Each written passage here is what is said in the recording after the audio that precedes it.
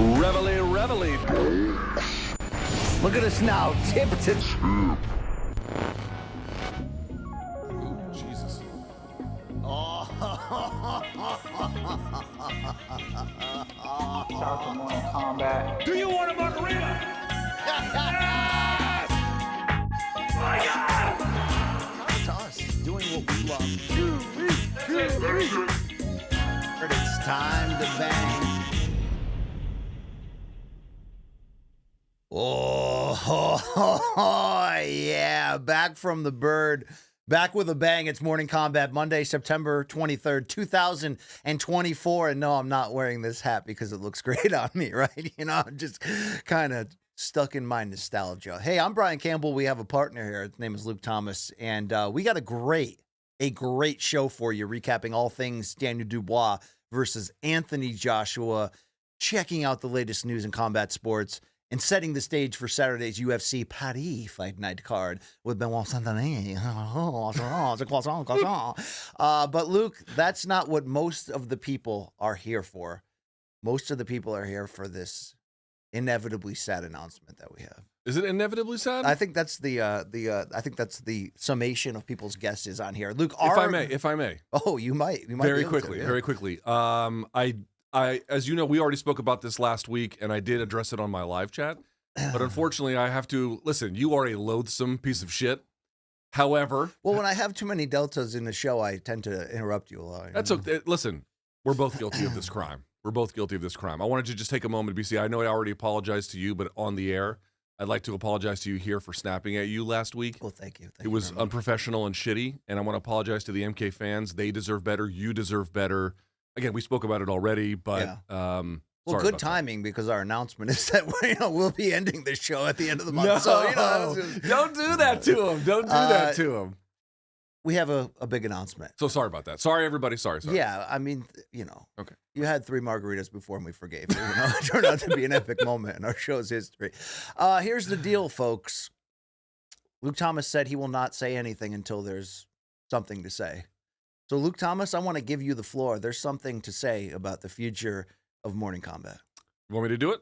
Yes. All right. I'll do it like this. I'll be very quick about it. Starting in the month of October, formally, with staff, with budget, everything, the whole 9 yards, Morning Kombat is expanding to 2 days a week. Hit the hip-hop horn, motherfucker. Play it now. Thank you very much. Oh, wow. Yes, we are starting in October. The exact October, we're trying to figure that part out, but this is not the free MK Fridays we were just kind of having fun with before. A real show, a real staff, a real production effort, 2 days a week, every Monday, every Friday, live, 11 a.m. in the East. It was approved. We got it approved. It took forever to get to this place. It took a little longer than we thought, Brian Campbell. A lot longer than we thought. A whole lot longer than we thought. But we have arrived. Starting in October, 2 times a week. Mondays, Fridays, live 11 a.m. in the East. So what do you think, BC? We will still be here in the studio every Monday. Metal Lark here in Manhattan. Love our surroundings here. Friday will be remote like it used to be, but we're going to be back in your life more often than we should were bring before. back OK Bet. We really should bring back OK Bet. I fully agree with that. We Very should good. bring back a lot of things. So I brought back this hat today and this drug rug that I was wearing, Luke, to to bring back those nostalgic feels of the way we were. I mean, I don't want to bring back and do the same show we used to because we have to constantly evolve, you know what I mean? But this gives us a chance to get to a truly new level, a new era that, brings back some feels from the past and, allows people to inject, whatever, us, you know what I mean, in your face hole, in your throat hole on a regular basis. So, big news. Feels good, Luke. Let's get a round of applause, everybody. Let's get. I mean, there's no one clapping back there, but all right, I'll take it. I think there's some ass cheek clapping going on. Speaking of P. Diddy, by the way, right? Wow, 1,000 bottles of lotion. What are we doing here? Do you know how long it takes to go through one bottle of those things? Oh, wow. There's a lot of people that could get it, like Epstein here, right? Seems that way. Wow. Seems that way. It's been as Luke would say, 2024 has been a long December in these MK parts, but I'm very happy to have come Yeah, out of the 2024 fire. sucked the backside of my balls. It was not awesome. Yeah.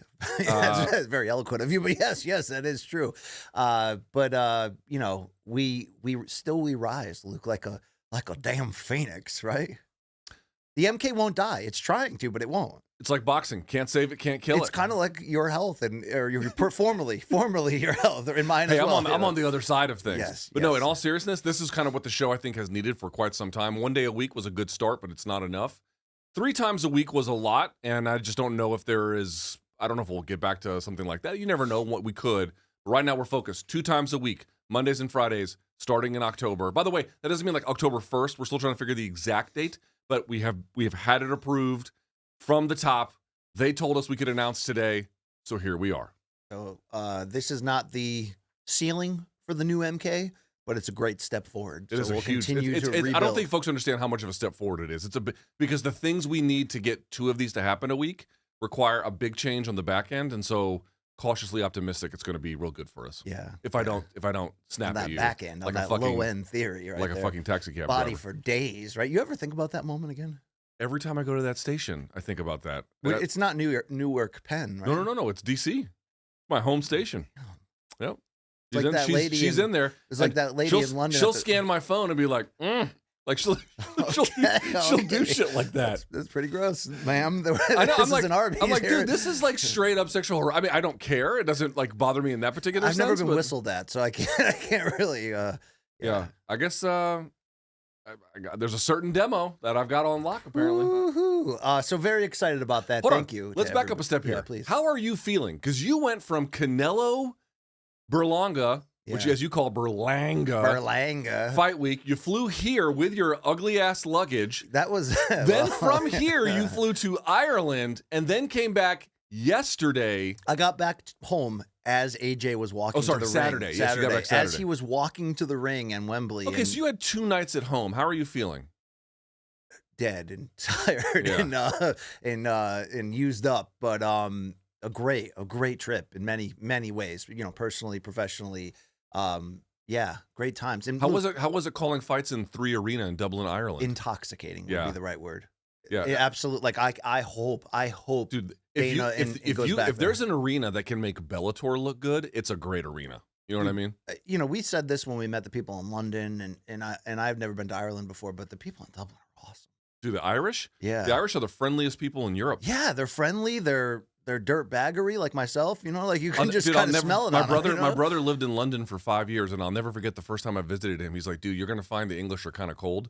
He's like, "The nicest people here are the Irish," and it's I quite actually true. had, and I didn't take anybody up on this, maybe out of fear of black liver ending up in a abandoned building, but no, just kidding. I had a lot of donks who said, like, look, BC, I was at the live show in London. I live in Greater Dublin. Like, you need a tour guide. You want somebody to go out drink beers with? Yeah. You know, I appreciate that. I didn't end up taking Yeah, anybody they also up wanted to fuck you. on I the mean, offer. let's just be honest about that. No, did he? I like to bag it up. But you know, because I ended up being busy and I was anxious. Luke, you know, it was a new experience. You know, I was a little anxious this week, but I fought through it and got the job done. So Well, listen, I know there was 8 fights on that card. A couple of them were like amateur fights, I think. And one then, of them was yeah. And then the Callum Walsh fight was a round and a half. It wasn't like it was a ton of work. No, it was 5 hours. It was intense. It No, was, the whole call, but I mean the Yeah. main event itself. sure. He was He was fantastic. pretty quick. It was pretty quick. All right, we'll have so much on that and more of what went on this week in combat sports. But thank you to the Morning Combat listeners for being patient, Yes. for dealing with us Yes. in our issues. We've been fighting a long time. Shout out to Brian Daly, our guy. Shout out to him. Okay. He's the one that gave us the green light to announce today. He's the one that's been kind of in charge of this process and doing the literal level best he possibly could to advance things. They just took a while to get to this position, but we have arrived at a much better place. We are very, very excited to get 2 days a week going in a formal way. So some of those old segments you used to love. Yeah, by the way, morningcombat@gmail.com. You can start sending stuff there because we'll have a lot more integration with that back into the show. We'll be able to get fan subs back in. We'll be able to start doing a lot of the stuff that really built would you say, Luke, built the community that made the show special? A lot of that stuff we had to put on hiatus for this rebrand. I think all of it kind of matters. I'd put it that way. All of it played a big role. And again, we want to put some new things into rotation. Yeah. But the things that people want to keep, we want to bring those back as well. For sure. There you have it. So follow us on the socials if you don't mind. Like and subscribe. It doesn't cost you a damn thing. We want to be back in your life in a big way. You also can pick out some merch over there at morningcombat.store. Not sure who's working the cash register over there, but hopefully you'll get it on time. All right, we're in transition. Last thing, how did the Brian Campbell experience go last week?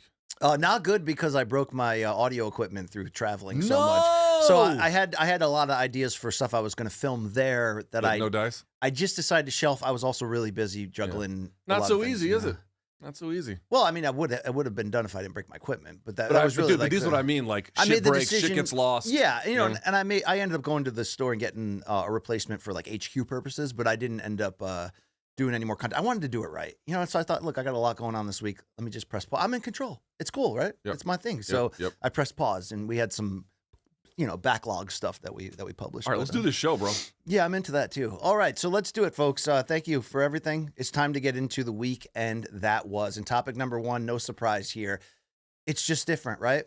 Heavyweight championship boxing, and it's certainly just different when it's contested in front of more than 98,000 people at London's Wembley Stadium between two active, still in their physical prime, in a lot of ways reborn heavyweights. Daniel Dubois did the thing. He came in, defended his IBF heavyweight title, upset Anthony Joshua, scored 4 knockdowns en route to the final one in round 5 that he splattered AJ face first.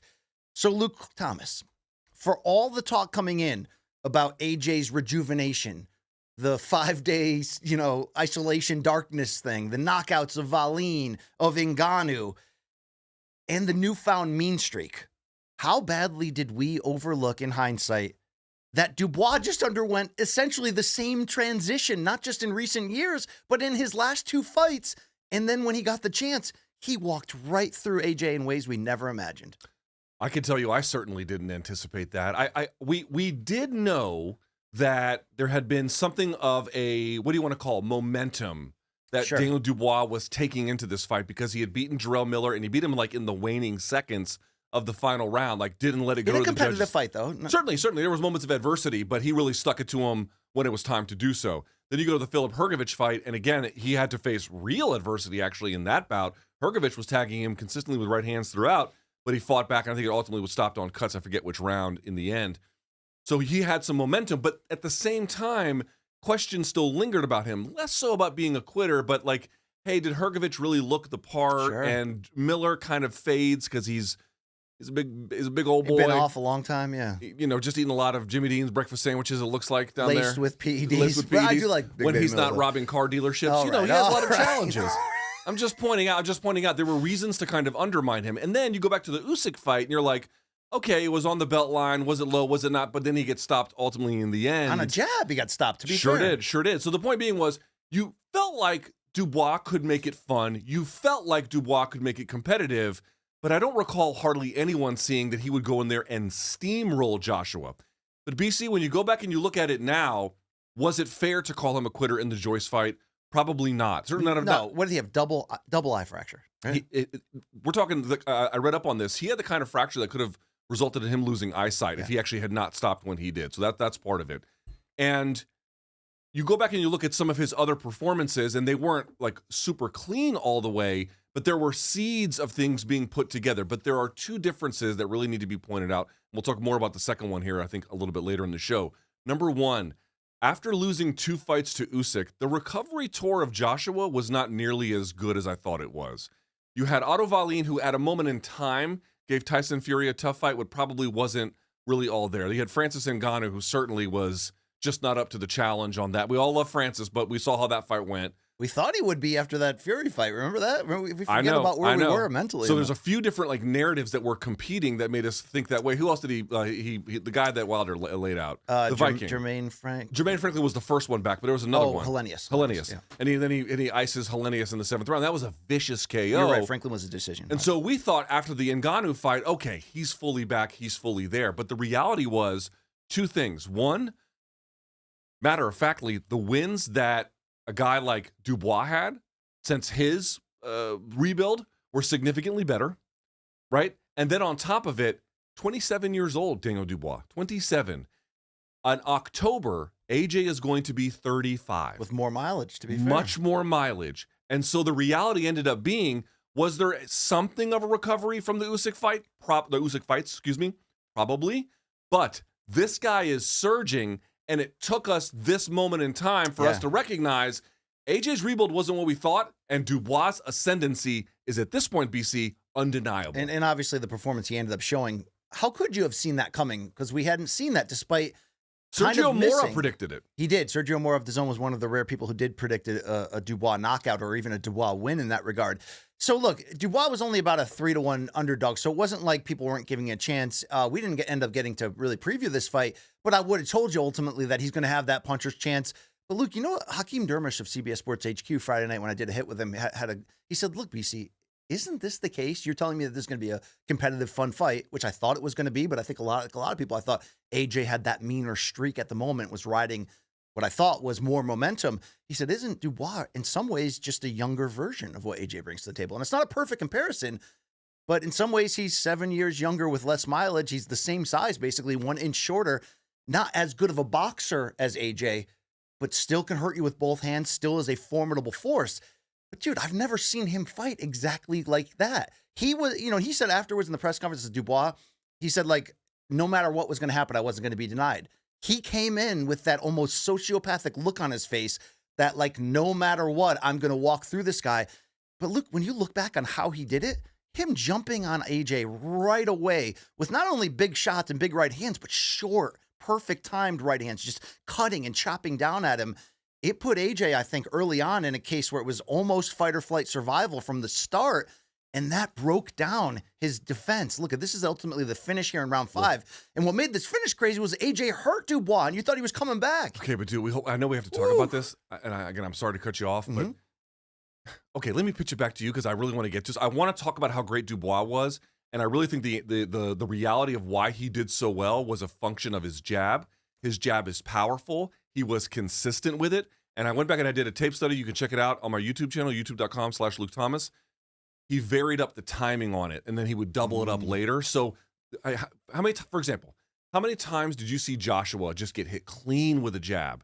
And a lot of it was because he pendulum steps, Dubois does, and then he'll change the timing on it. And that's why it would just pop his head back because it's powerful generally. Sure. And he was so flat-footed and unprepared for it. But I have to ask you, I really do. BC, you're a big AJ guy. I'm not a big AJ hater, but I'm less of a believer than you are. Sure. How damaging will this be to him physically? Not psychologically, because even today he put out a video being like, hey, we're going to come back. But physically, what's it going to do to him? And also, can you admit he fought like a dumbass in this fight? Well, let me hit the dumbass part of it, because I think he got hit with that. I mean, the right hand Dubois floored him with in round 1 was a finishing shot. And to be fair, Dubois is a finisher. I mean, he's got, 21 knockouts and 22 wins.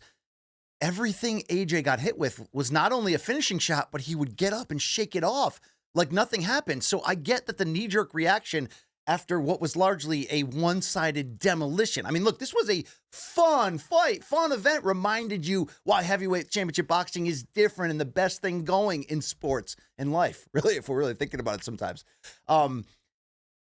Even though it was so one-sided, I can't jump on the train of everybody else and go, okay, 34 added on mileage, even though this was the first time he was sort of knocked out. He had been stopped on his feet by Andy Ruiz in his first pro loss, is because I've never seen AJ behave the way he did there. And you said, BC, I'm bigger on AJ. I'm bigger on AJ's sort of long-term.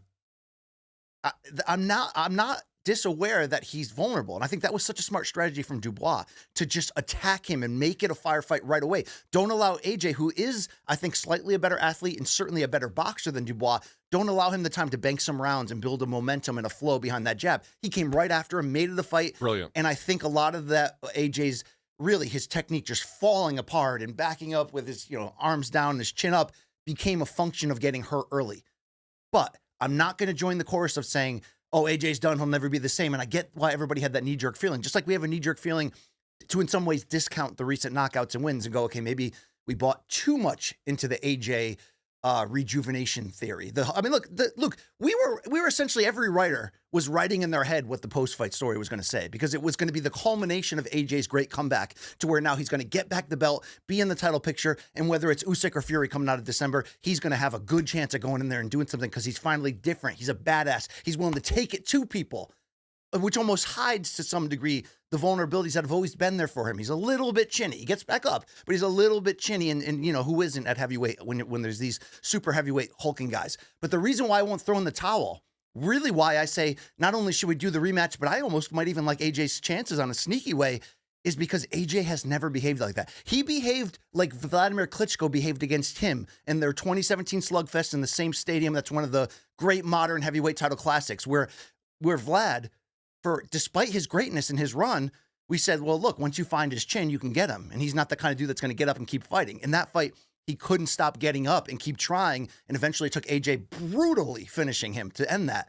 AJ came in with that same fervor. That's never been there before. I know AJ got up off the canvas in the past to beat Klitschko, and it became one of the enduring stamps of, you know what, love him or hate him, this guy is a fighter. He is a warrior, and he is. But Luke, I have never seen a willingness to take punishment, get back up, and keep trying to win from AJ all the way until the point of round 5, where let's not forget, he did seem to have Dubois hurt and cornered, and it ultimately led to his undoing because he came in and didn't set up his punches, but he'd also been multiply concussed and dropped 4 times before that. But his willingness to fight mixed with how he reacted after such a big loss. I assumed he wasn't going to do an interview or he would be crying. I mean, I'm not sure if it was a good idea that he did. He didn't say anything bad. But when you've been like rocked like that, I still don't understand what the value is in putting a microphone into that guy's face. Separate argument, but I don't fully disagree. But he was not only clear, he was doing countless interviews afterwards, and everything was, I'm coming back. I rolled the dice. I tried my best. I went for it. I paid the price. Look, he's never been here before. He's never been that guy who would just welcome the punishment. I'm going to get back up. The fact that he was constantly trying to win until, he got beat to the point where he couldn't get up and couldn't continue, that doesn't show me, oh, now he's, over the odometer in terms of mileage accrued. He's done. That showed me that he might actually be really ready to figure out what the final chapter of his career is going to be. Because he's only 34 and heavyweights age later. Yeah, these heavyweights age earlier. These guys have, for example, Tyson Fury is 36? He doesn't take great care of himself physically. Fair enough. And he had a long period where he took terrible care of himself. AJ is going to be 35 next month. Usyk's old as shit. He's like 37. Usyk's 37. These guys are starting. How old is Wilder? 36 as well, 37? No, older, I think, yeah. Look up how old Wilder is. Well, Wilder's done anyway, but yeah. Okay, but I'm just saying, these guys, this is not MMA where guys are like still kind of viable up till 40 and maybe even a little bit past. No, heavyweight. How old is he? Yes, heavyweight. 38. 30. You see, Wilder's 38? Yep. Yeah. Oh, he's so done. Dude, you age late in heavyweight boxing. Let's not try to change that. I understand that they do. I'm saying this particular crop, for how good they are, we're going to talk about how good they are a little bit later. They're not waiting till 40 before they decline. Sure. You're watching signs of it now at 35-ish, 36, 37. Dude, I appreciate, and I thought, listen, credit to Eddie Hearn, who by the way, Frank Warren is beating the bags off Eddie Hearn. He shut him out in that head-to-head. Smoked him at the 5-on-5, and look what his boy Dubois did to AJ. I mean, he is crushing him, right? Terrible. But credit to Hearn, who gets up there and really tries to put him over by talking about the heart. I really don't dispute the heart of AJ, nor do I dispute that a second fight could go very differently. I don't think that that's out of the question. I know some folks are like, he should retire, blah, blah, blah. I think a second fight probably will happen, and I think it actually could be a little bit different, maybe even a lot. One never knows. However, you really, really, really have to connect 2 different dots here. He fought terribly. He really did. He fought strategically quite terribly. Mm-hmm. And also, he was kind of very dismissive of Dubois throughout the course of that fight. You have him being like, he ain't shit. They picked him up on camera. In the round before he got KO'd. He was taunting. No one picked up on this. Go back and look at the end of round 4. He goes like this because they were basically in Dubois' corner. And he like very tauntingly was like, have a seat, sir, kind of like this, like with his arms open like that, to walk him past, like almost like... I take that as a positive. I take that as, dude, if that's a positive when it elevates your performance. When it degrades your performance, you have to acknowledge the difference. He was arrogant to the point where he thought he could just waltz in there and run over this guy, and he got whooped for it. Believe me, I'm not some AJ nuthugger apologizer, but he also was concussed early on. So that would explain possibly the breakdown in the defense. But Luke, like, that shows me that there was never a point where he didn't think he was going to come back and win. And tell me the truth. Was there multiple parts in this fight where you said to yourself, he might come back and win this? Sure. Including round 5 before he got KO'd. Sure. I mean, that was the best shot he landed all fight. Dude, do you realize that before AJ concluded the 2 losses to Usyk and then had that really bad meltdown in the ring, right? You remember that? Yeah, that emotional that weird meltdown speech he gave? Yeah, where we just kind of let all of the things he was holding back for years out. Back then, yeah, he got up off the canvas against Klitschko. Yeah, he could get hurt in fights and still come back and win. And that was sort of part of the selling, the drawing card. He was this vulnerable champion, but with big heart. But he never fought like a fucking badass. What was the criticism we talked about, AJ, in the two Usyk fights? Why are you trying to go out there and outbox the best pure heavyweight boxer we've seen in decades? Go in there and be the bigger man and walk through him. Well, then he did that to Wallin and Ngannou, and you're like, oh, I wonder if that can change the equation. Even though, yes, he ultimately lost and got a one-sided win. We've already spent too much time talking about him, compared to Dubois. If he's fighting with this new spirit, Luke, he's filled in some of those holes that used to hold him back from the potential. Who cares if your strategy is terrible? I lost the fight. The question was, do I think he comes back? Look at his performance. This was an all-time bad performance by him. All time. Because I'll tell you something. And again, he was already rocked after the first. So, this is why I am, because we were texting about this over the weekend, and you're like, I think a rematch could go differently. And I cannot dismiss that. I don't know how different it would be, but you really have to take that seriously because he was rocked so badly at the end of the first.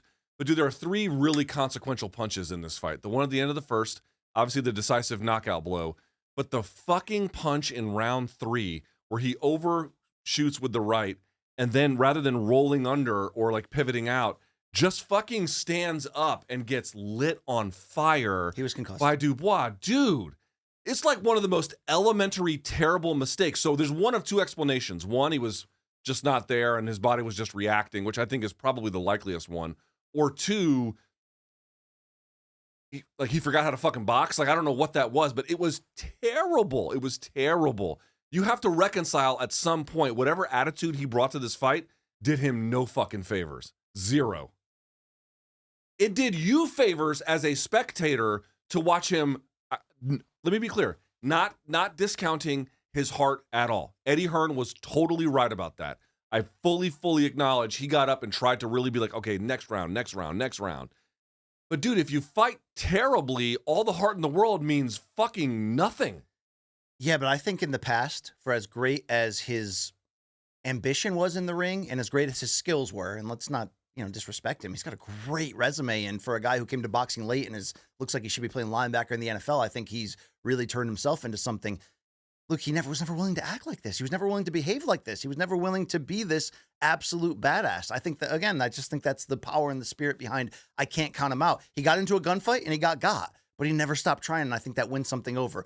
We can't keep lingering on AJ, though, when it was ultimately Dubois. So Dubois, I thought, had the perfect strategy to jump on AJ, who is vulnerable in those spots, and was able to expose it. We've never seen that type of poise under fire from Dubois. That type of willingness to commit to his power shots and believe in his power no matter what.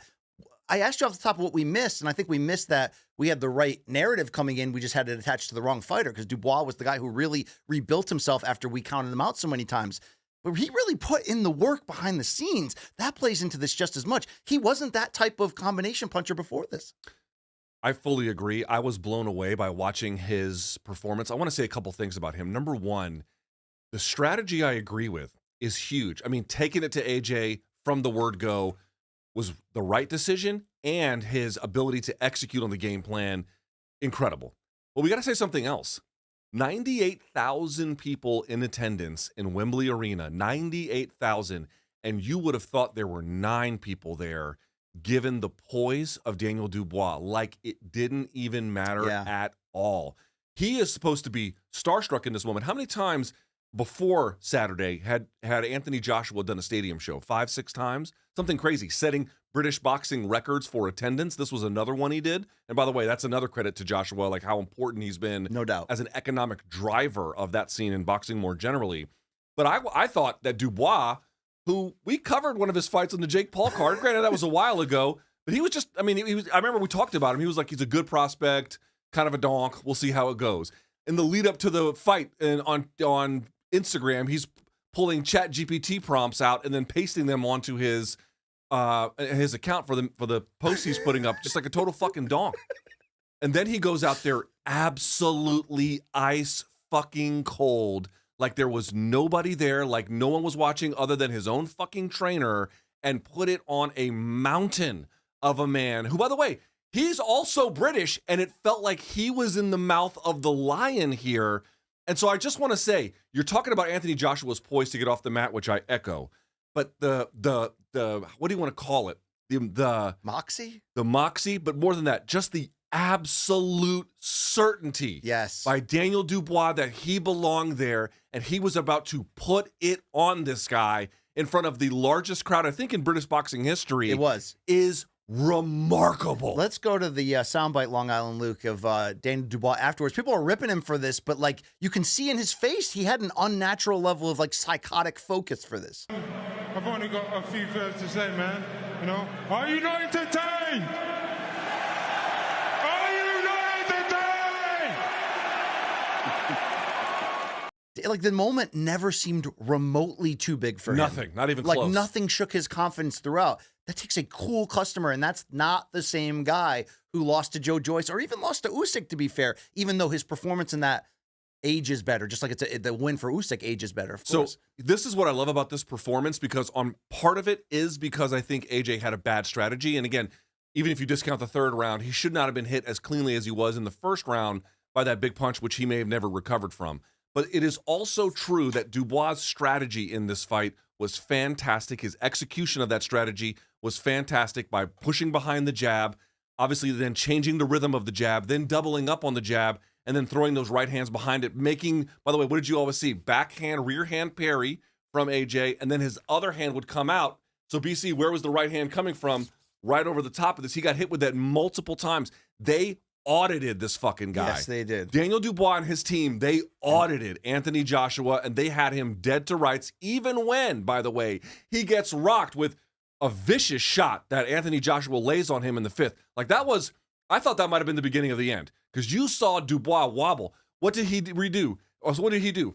Centers himself, bites down on the mouthpiece, and fucking exchanges with the guy. But they were such short, perfect But that's shots. exactly. So man. here comes Joshua with like a punch from Oklahoma. Like, oh!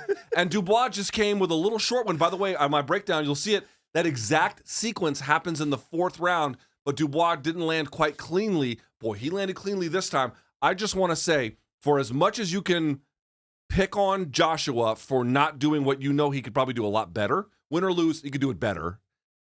Dubois finally explained to me how good he was. I feel like after 3 fights, fighting Jarrell Miller, stopping him. Fighting Filip Hrgović, stopping him. Fighting Anthony Joshua, statement win, Yes. stopping him. Now at 27, I'm like, oh, right. Now I've got a sense of how good Dubois can be. I don't think he can beat Usyk, but I think anybody else in that division is fair fucking game. You just nailed it. I think even against Usyk, who low blow or not, and I think after watching the replay, I'm an Usyk guy to some degree, but I really thought that was a low blow. It was borderline enough but you could argue there was a knockout there, and definitely he got criticized, of course, for succumbing to the jab knockout that Usyk landed later in round 9. But with this performance, it makes you recalculate what you think Dubois is capable of. So, Luke, would you say, I was talking with Brent Brookhouse of CBS Sports over this, we were sort of re-ranking on like a pound-for-pound level our heavyweight division after this, and he goes, I think Dubois is this version of Dubois is the third best heavyweight besides Usyk and Fury. I don't know if you can argue against that. That's exactly correct. That's exactly correct. So what I love about this is he beats Miller, top 10, top 15 win. Then he beats Hrgović, top 7-ish win. And then he beat AJ. He was ranked 3rd in this division prior to this, according to the IBF, I think, anyway. Or maybe he was 2nd in IBF. Either way, he's up there. I think most people had him in that 2-3 range. Sure. He just beat him. And again, stopping all 3. How could you even argue he's not the 3rd best? What would it even be? And by the way, again, I don't know if Tyson Fury will end up facing him. I don't know how that's going to go. You saw him complaining to, I think, either Conor McGregor or Turkey. He's like, this guy just cost me $150 million. You'll see that in some shit later on. Okay. Yeah. And I can understand being like, what the fuck? At the same time, would I favor Dubois over Fury? I don't know. I think it's kind of a toss-up at this point. But if you had asked me that a week ago, I'd be like, oh, no, Fury would just, probably box circles around him, even though Dubois would make it spirited. No, Dubois, I think, with the exception of Usyk, can beat basically anyone in that division. This is why heavyweight boxing is so crazy and why we always say, one punch can change everything. And it's so true. We don't actually know what this fight looks like if he doesn't hit that early right hand on AJ. We don't know if AJ's defense falls apart completely. Yeah, but the thing is, he was going for it. No, that's the I know that's the point of how he got it done. And I mean that I don't mean just literally in that moment. I mean like the expanse of it. This dude was trying. My point is that this performance makes Dubois look like he can take down Godzilla. And I don't know if this is actually him moving forward or not. It was him for 5 rounds. He locked in and he got it. But I got to give him so much credit because he was the champion coming in. And even though we were excited about this fight and loved that it was such a big platform and expected to be such a big crowd, and one of the Gallagher brothers from Oasis was going to be there. And, He sucked. I didn't end up donkey seeing balls. it. I got home too late. But, Dubois flipped that script. So, Luke, obviously, I want to go, okay, I want to see Dubois against the winner of Usyk Fury 2 and see what he can do there. But then you get Eddie Hearn and Anthony Joshua talking about the immediate rematch clause that they have. But then you get Frank Warren saying they have an immediate rematch clause. We don't, but we'd still be willing to negotiate and potentially honor it because it's such a big fight. And obviously, we all have to wait on Fury and Usyk in December anyway.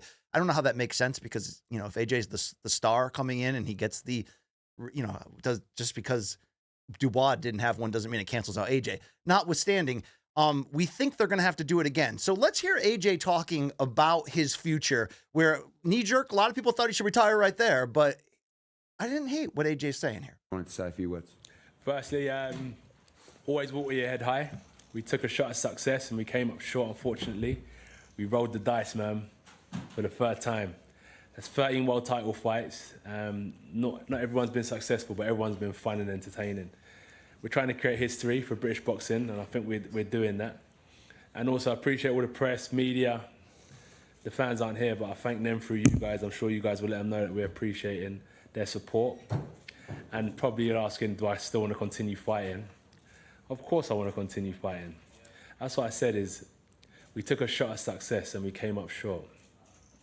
And what does that mean now? We're going to run away? Or we're going to live to fight another day? And that's what I am. I'm a warrior. And also, before I finish, we have to give credit to our opponent as well, Daniel. Even though when I sign up to fight opponents, I don't really like him in my head anymore. But now it's done. I take my hat off to him and say, well done, Tim and his team. And also thank you to my team as well for... Luke, I wanted to run that because it sets up my next question. Good. I take that as positives. We just debated that about, is he going to come back? Should he come back? It seems like he's going to come back, and it seems like we're probably going to get this Dubois rematch. We do now start needing to have to look at the totality of what AJ has accomplished, especially commercially, and really start to really give him his flowers, as he really is the only guy who can fill 90-something thousand consistently in the stadium. And by the way, that time he fought Carlos Takam, I think he set the European indoor record with 70,000 in that giant stadium, that giant soccer stadium, which was different than this. Do you think the balls he showed in this performance and the way he's talking now, because remember, he was so maligned after the second Usyk loss when he had that meltdown in the ring. It was like everything was bad about AJ. Do you think he will get the flowers he deserves moving forward? Not just as a former unified champion, two-time champion, has a better resume than people give him credit for when you go up and down. For a long time, he had the best resume in this era, in this division. But will this toughness performance, do you think, make it where we only talk positively about this guy moving forward? Because he has been a monster part of this division's renaissance in this era. I tend to think it'll be one of those things you'll get more of it once he's gone than while he's here. You'll get some of it while he's here. I mean, you're doing a fair amount of glazing today, for example. Give the guy the respect he deserves. I mean, come on, man. I'm just teasing. But the point, I do think that there is part of that. But I would say that we're going to have a debate about whether or not we're in another golden era of heavyweight. And I think that you can't, I don't know how much folks are going to be able to appreciate what AJ has done. And by the way, not alone, but as a key contributor, maybe the key contributor, until that changes and we're in a new era of heavyweight boxing in England or otherwise, and it just doesn't look the same anymore. Do you know you can trace the current boxing boom in England back to him winning gold at the 2012 Olympics? Is that right? Like what he has done, and I've been annoyed with him at times. I'm not some AJ super fan, even though I certainly sound like it today. But we do have to give him that respect, dude. I mean, there was a stretch where I thought he was the biggest star in the sport. Canelo's kind of taken that back and ran with it. If there was anybody else who could take it, it would be him. Yeah. And Fury certainly popped up in big ways after some big wins too. But I think it is a good transition point to our second topic. Okay. Let's get into topic number 2. It's easy. This is half editorial for me, this sentence, but I believe it. It's about time we wake up to the fact that we are living in the midst of one of the greatest heavyweight eras in boxing history. And it's not, it's to some of us, it kind of catches us off guard because when this era started, which I personally believe was when Tyson Fury upset Vladimir Klitschko in 2015, that it kicked off this era. I think there was a hesitance for a while because even though Fury Wilder and Joshua at those times in 2015, 16, 17, 18, 19 were charismatic, huge figures. We certainly had questions of, are they all-time greats? What are the big eras in heavyweight boxing history? The 1970s with Ali, Frazier, Foreman, Norton, so many second and third tier guys. And then obviously the 90s, Tyson, Holyfield, Lewis, Foreman again, and Moore, and so many others along the board. There's been great heavyweights throughout history, but not great eras. Seeing this fight, which wouldn't even have been Dubois, Joshua, belt or no belt, wouldn't even have been high on your list of like the ones we need the most, but it kind of snuck up on us. And then we're like, oh my God, this has potential to be a great fight. And then it freaking over-delivered and gave us so many things to talk about. Luke, there may not be an exact apples to apples comparison to those 2 decades, 70s and 90s that I talked about. But in your opinion, what has gone into making this era so compelling and so dynamic that, if we're going to be honest, this might be the 3rd greatest era we've ever seen in heavyweight? I hope I have a good explanation, because I actually spent some time trying to get a good answer to this when you put the rundown together. Part of the answer is going to be relatively obvious. You have a series of different big personalities. You have an Olympic gold medalist in the case of Anthony Joshua. And again, you have this guy who, when he beat Klitschko, kind of ascended to the top. And then he had this dramatic downfall and then this resurgence. Meanwhile, over in the United States, there was Wilder kind of coming around. So you had these big personalities with big power, big ability, and they all had these kind of unique clashes and these unique moments in time. But really, there's a bigger picture you have to look at. You mentioned the 1970s as one of a golden era. Why was it a golden era? Let's set the table and actually explain how we got there. In 1967, Muhammad Ali is basically stripped and then forbidden from competing due to his stance on wanting to not fight in the Vietnam War. He comes back, I think, 70, 71, right? But what ended up happening was, when he is stripped of that, there is what do you want to call it? There's a vacuum created at the top of boxing, which Joe Frazier ends up taking over. Ali comes back, and I think a lot of people were like, okay, well, Ali's better than Frazier. He's going to win, and he doesn't. He actually loses. And in fact, has a couple more. In the biggest fight of all time. Biggest fight of all time. And then has a few more fights and wins, but then fights Ken Norton and loses that with a broken jaw as well. All right?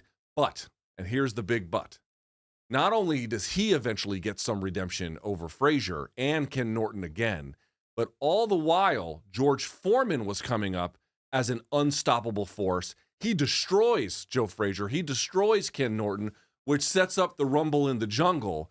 And holy shit, what did Ali do? Showed the rope-a-dope, beat him, then has knocked him out, by the way. Knocked him out. Stopped him in the single-digit rounds. Then, in the 14th round, basically gets Frazier to quit and wins the Thrilla in Manila. What I'm trying to point out was, there was this moment in time where you thought there was one guy, something stopped it, and then there was this power struggle at the top.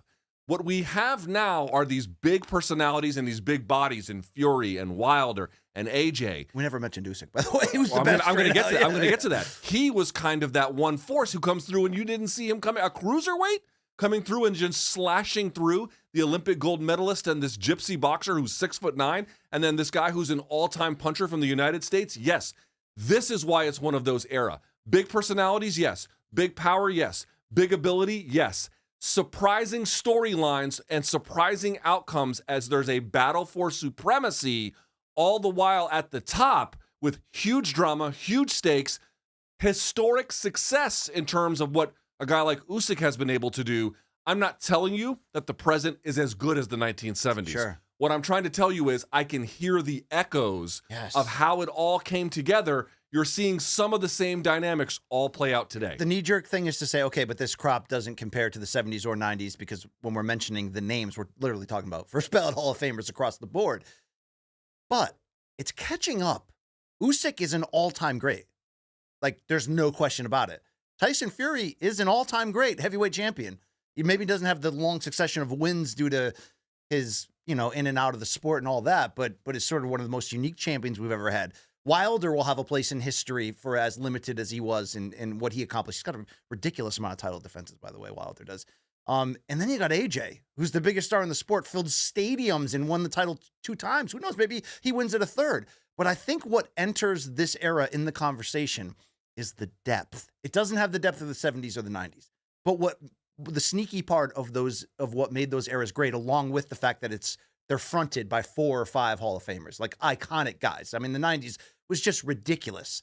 And the 90s had some of what you're talking about, Luke, where the power would shift a lot, right? From Tyson to Holyfield to Bo to Lennox Lewis, George Foreman in the midst of that. But that had a second and third tier of heavyweights, the Ray Mercer types that were just awesome and could have been studs in any era. We used to say during the Klitschko run of the Klitschko brothers, where they were great and historic, but there was nobody else in the division for them to fight of note, that all those second and third tier guys in the 90s probably would have been competing with them and winning championships too. We've got some depth in this era. I think it was really Dubois sunning AJ in the manner that he did, where you're like, okay, Dubois there. You certainly got fun second, third tier guys like Zhilei Zhang, but you got Parker, a former world title holder, who had rebuilt himself, Joseph Parker, completely. Very quickly, Parker versus Dubois. I'm all in if they make that. Absolutely. You've got, these fun side guys like Bacoli now, Jared Anderson before that, the other big baby. It's like, I know not all of these guys are world beaters, but you have a fun amount of depth. And I think ultimately, it's hard to beat star power. If you just want to say star power alone for 70s and 90s are the best eras, you don't have to worry about depth or anything else. You'll win. I mean, the iconic fights you mentioned in the 70s, and then we could obviously bring up the iconic Bo Holyfield trilogy in the 90s, Tyson versus Holyfield 1 and 2, Lennox Lewis versus everybody else, Foreman more. There's been so many ones. We've not only gotten big moments in this era, we've not only gotten big fights, but I think it's because everybody except for Usyk is vulnerable. And now heavyweights are always going to be vulnerable because it's the heavyweight division and anything can happen. But they're really vulnerable, right? Well, Fury's been largely dominant, but these other guys AJ can lose at any given moment, and that's what's made it so exciting. There's a Twitter account. They're really funny. I think it's ACD MMA. They're on. They tweet about boxing too, and he was trying to argue, not like angrily, but it was saying that this heavyweight era has been a disaster. Well, because we didn't get AJ versus Wilder. We didn't get AJ versus Fury, which we still might get, by the way. That's still a thing. And those that are two happen. major misses in an era. It is a miss. But what ends up happening is that you actually see that the people who deserved to ascend, the Usyks, the Fury to an extent, sure. AJ had his moment, and now Dubois having his moment. Everybody who was supposed to ascend did. Ruiz had a moment that made it fun, but he couldn't maintain it. Dubois feels like he's made of more than what Ruiz was made of. Ruiz has some talent, but he's not the same. The point I'm trying to make was Usyk's ascendancy has been a marvel to watch and a historical moment in the heavyweight division. Dubois' ascendancy over the weekend shakes things up in this incredible power dynamic way where all these big personalities are now clashing with a younger generation looking to take over. And to your point, ready for this? How about Dubois versus Parker? I would take it. Dubois versus Big Bang Zhang? I would take it. Dubois versus AJ in a rematch? I would take it. Dubois Fury? I would take it. Dubois versus Usyk 2? I would take it. You can match him up in all these different directions, and none of those fights suck. And I think almost all of them, maybe with the exception of Usyk, but almost all of them are winnable for Dubois. Yes. This is what you're talking about. It's generational handing it down at the same time. It's these big personalities. It's the depth. And again, it does fade around 7 or 8 after that point. But you're getting 5 or 6 incredible guys all at the same time, not getting every fight we wanted. Yes. But the right people are ascending at the right time. And to be honest, the combination of Wilder, AJ, Usyk, and Fury, the big four, have more personality, charisma, and reasons for you to tune into them, sometimes just due to their social media bullshit on top of it, than I think a lot of these other era tough guys that we had. You know what I mean? Like these guys it's hard not to love these guys and follow them. And then you're getting to see fights in stadiums like this with this type of pomp and circumstance. And you're getting the fights that we got. It's not just the Wilder Fury trilogy, which is an easy one to reach to as a good part of this era. We just had Usyk Fury 1. It may have been the greatest heavyweight title fight we've seen in a long ass time. It was awesome. And now we're going to get a second one. We've gotten the fights this era, even missing those 2 massive ones. Those are big ones. And the reasons why we didn't get those a lot of times were largely due to the bullshit of modern era boxing politics. So it's like we're still shooting ourselves in the foot. But to your point, the right fighters are still getting through and we're still making the matchups. Even if shit goes south for the Stars, let's say Fury loses to Usyk again, and let's say AJ goes out there, fights hard, but loses to Dubois. Luke, would you turn down a non-title Fury versus Joshua inside of a soccer stadium? No, there are people are even trying to put Joshua right now in a loser leaves town match with Deontay Wilder. If they book that tomorrow at Wembley Stadium, you're going to be like, yeah, fuck, I got to see it. Dude, you know what I mean? compare who you've got at the top of boxing. Fury, Usyk, Wilder. Well, I don't know about Wilder, but Fury, Usyk, AJ, Dubois. Who would you want to put fifth? I mean, you could sort of take your pick. Bang Bang Zhang. Bang or Parker, however, because Parker's been doing pretty good recently as well. Dude, just compare that to what you've got at UFC right now. You've got John Jones, who has 1 foot out the door. Then there's Tom Aspinall. Okay, pretty excited about him. He's got 2 feet out the door, it seems like. Then there's Cyril Gahn, who's kind of fun, but we don't really know exactly what we're going to get with him. Isn't he hurt in the Volkov fights off? Yeah, well, they're going to delay it until 310. And then you've got Volkov and Pavlovich and Blades. And again, those are not bad fighters. They're fun. But just compare the depth you have at the heavyweight division at the top versus this. And granted, Francis is not here. Renan Fajeda might have a moment next month. We'll see. I'm just pointing out, are there problems with the heavyweight division? Yes. Is it as good as it's ever been? Probably not. No, I don't think it's that. But it's damn good. It's damn fun. And for all the misses that might be there and the real, there's plenty of hits. And there's plenty of hits still to come. Big Bang wants to join the party. Can we play his call out here? Eat chowder. Congrats, Daniel. Good win. I'm happy for you. But if Okay. This is how I speak Spanish. Call me, we'll bang. That's basically what I'm he's like, saying. Tu, yo. And Long Island Luke, can you what Luke referenced before that Tyson Fury comment ringside? Let's check that out. Listen, that's cost me $150 million. True. You still fucking up. You still fucking Turkey. You got paid me now. McGregor sober. Check it out. Well, right. I mean, relatively Okay, speaking. so let's talk about what we do have, though, because we can talk about the fights that we never got or that may not get. It looks like we got a final 4 right now to get back to the point that we were when Usyk beat Fury. The first time the 4 belts were unified, undisputed heavyweight champion, 1 name, 1 face, 1 division, 1 sport. Usyk gets stripped. This is why the IBF title is now on Dubois. But if we get Usyk Fury 2 in December, which we're getting, and if we get AJ versus Dubois 2, which seems inevitable based on the contract setup, that's kind of a final 4 to determine a winner. Will the winners face in 2025? Will we be back to the thing that unites the whole sport when you have 1 champion, 1 marketable, fun champion atop of it? I don't see how it's not, because if it's AJ versus Fury, it's huge. If it's AJ versus Usyk, that's not as exciting because they've already fought twice. If he knocks out Dubois in the rematch, wouldn't you talk yourself into it? Then fine. If he can really score a major redemption win, then yes. So there you have that. Then let's do the flip side. Dubois versus Fury.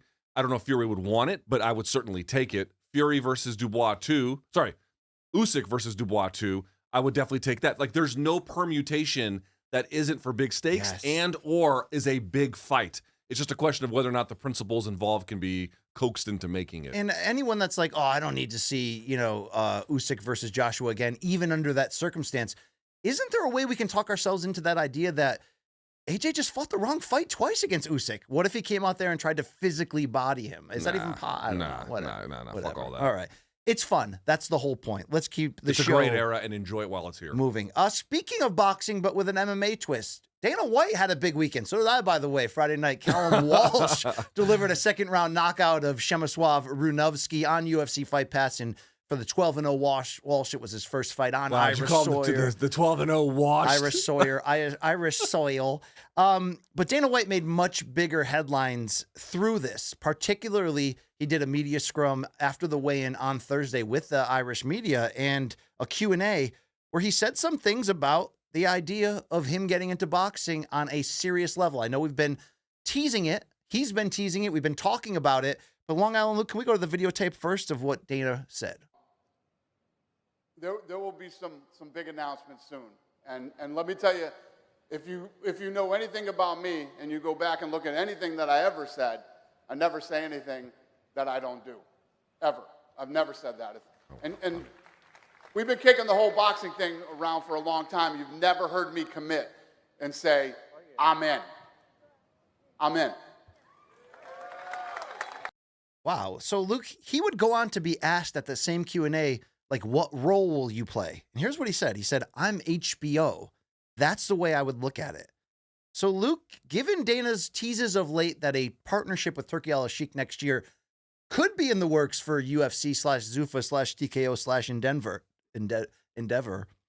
You having like a stroke over there? You all right, bud? What type of impact, if Dana goes as all in as he seems to be teasing? And just want to let you know, like, they brought the full UFC production for that Callum Walsh fight on Friday, and it was tremendous and awesome. And obviously the arena, we'll talk about it, played a big role. What type of impact do you believe Dana/TKO/Endeavor could have on the boxing market? So let me ask you a question. At its peak, and Showtime and HBO at their peak probably played similar roles in what kind of boxing aired on their network. How would you translate I do want to answer your question, but I would like you to first translate what it means when Dana says, I would be HBO. So they're going to air, he wants to, I think, listen, we both know the reality. There's big money to be made in big boxing fights. There's not a lot of money to be made in some of the smaller stuff, which isn't to say they wouldn't do it. But what I do think they have their eye on is they want to have their hand in the big events. Right. So what does it mean when he says, think of me as HBO? Well, here's how I look at it, because a lot of people say, well, what role is he going to play? I think when Dana was teasing after Maymack in 2017 that Zufo boxing was coming, he had the T-shirts, he talked about it a lot. I think he thought he was going to have an idea that he was going to come in and be a major player as a potentially promoter, signing fighters.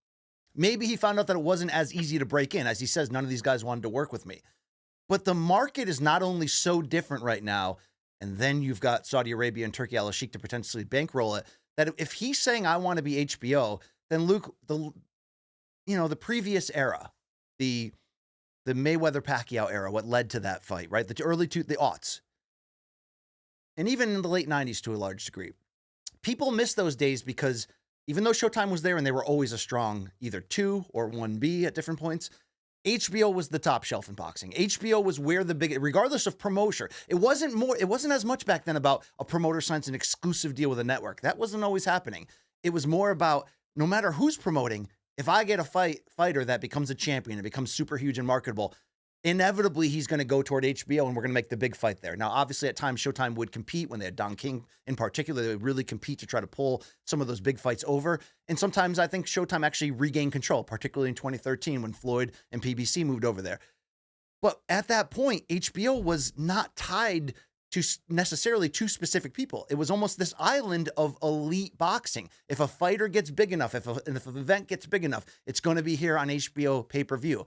If Dana's thinking that, if that's what that soundbite meant, and you have the bankroll of Saudi and you potentially have what TKO or Dana would bring to the table in terms of production and quality and want to match the best against the best, this could mean that he's trying to say we want to be the premier platform in this sport.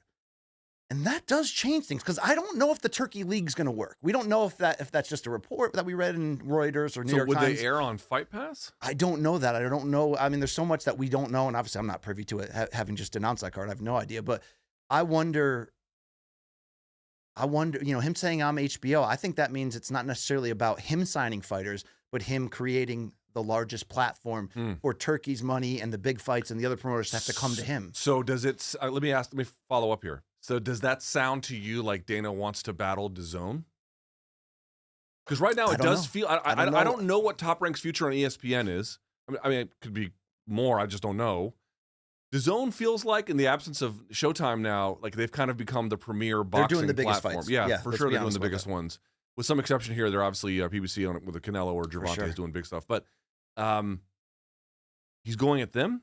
Not like fuck them. Obviously like, I don't have the answers. I don't know what actual network. It sounds like he would like to take the fights that they have and then find a way to air them. I think he's found his lane of how he can make the impact he's trying to make, meaning Dana. And it's obviously seems to be with the influence of Turkey and Saudi Arabia, but I think he might have the right design in his mind if it's more like, I'm not a promoter, but I'm a platform. All I know is, look, it helps that it was in Ireland. It helps that you've got this young, star on the rise in Callum Walsh, but like that felt like a premier event in there. You know what I mean? It would be interesting to see what type of role they can play in. I mean, is that what you take from that? It's very cryptic, obviously, but he's now not teasing it. He's saying I'm in, and he's saying big announcements to come. I take from this that getting in there and trying to sign fighters and then make matchups feels like the kind of headache that they don't want. It's already the toughest thing they do in MMA, and they do it in MMA with all the institutional advantages, where they've got most of the fighters, they've got injury replacements, they don't have the Ali Act, they control their own titles in MMA. Like, why the hell would they want to get into a sport where the fighters on the signing guys side of it, where the fighters make 80%? I don't think they would want to do that. However, getting in on the side where you're helping produce events, where you're helping to both in person and then for television broadcast, and then becoming, because listen, I don't know if Fight Pass features into this or not, But Fight Pass already airs boxing. Fight Pass already airs MMA. Fight Pass already airs kickboxing and jiu-jitsu. I don't know. Again, I don't know what role Fight Pass plays in the Zuffa boxing plans, but there is I'm going to say it one more time. There is a shit ton of money to be made potentially in being a part of boxing's biggest events. Whether it's Canelo, whether it's AJ, whether it's Gervonta Davis. Maybe they could sign a star or two, something like that. And that's what HBO also did when it was on top. The very big stars, That's they'd right. sign them So exclusively. I could see that. I could see that. But what I don't see them is like, we're going to build a Zuffa boxing roster of like, here's our straw weights. Right. Here's our fucking, cruiser weights and our bridger weights. No, they're not going to do that. This is very interesting because there were times, I mean, do we go back to about 2013, 2015, 2016, where as boxing fans, we used to always argue and say, well, what if Dana did come in? Could he be the change that we're looking for to get through some of this bullshit in this sport? It's not going to be just him now, but if you put those two powers together, him and Turkey, it does change a lot of the equation to how this sport can be presented, how it can be organized, how we can guarantee that the best will face the best if financials are never an issue. If financials are never an issue, but just one thing we really have to be quite honest about is, you saw that, who was it, Boxing Scene, who wrote the article on stuff Turkey's trying to do, where he tried to buy BoxRec and they didn't accept it. Yeah, I think he bought. There's a lot of rumors that he's buying Ring Magazine. He's buying Ring Magazine, but there was also like reported that there are some suggestions that there was that BoxRec was retaliated against for not wanting to sell. Sure. Here's what I'll say: Dana White and the UFC trying to bring their production muscle to boxing, I don't see as by itself. I don't know what the problem would be. I really don't. However, any kind of further Saudi influence in the sport, we should be very, very, very, very. I can't wait till Turkey holds your hand down the aisle and just walks you. bone saws it. Oh, come on. It's his thing. He likes to grab. Did you see him do this number? I was like, this is what they do to journalists to criticize them. When AJ got knocked out, they did put the camera on Turkey. And he was like, Don't be squeamish about Saudi criticism. You can't do that on this show. Well, I wasn't squeamish about the criticism. The bone saw of a journalist, considering I am a journalist. That's just not something I like to talk about. It's sort of like deaths in boxing. So the one I would like to make is, without really knowing what Dana's plans are, I want to be clear. Here's my view. My view is him getting on the production / event promotion side, I really think would probably be pretty good. All things being what they are. And listen, has Saudi Arabia delivered to us some great fights? There can simply be no question about it. But we should not be stupid and then just think, oh, they're just going to give us money for free forever. There is going to be a cost to that. They're going to want to control things. More of that is coming. Whether or not that is good, we will not know until we see what they try to do. For sure. Do you feel like Dana's bored from MMA? I think he is bored as shit about MMA. Listen, what is left to do in MMA? They've built the biggest star even imaginable in MMA in Conor McGregor. They changed the game of women's sports before other places were changing the game of women's sports. Now, of course, there's been other sports and associations that have done more for women's sports. I'm simply saying, circa 2014, when they brought over Ronda Rousey, this was a big moment in time for combat sports and in sports more generally. They have total control of the industry. They make 90 cents of every dollar.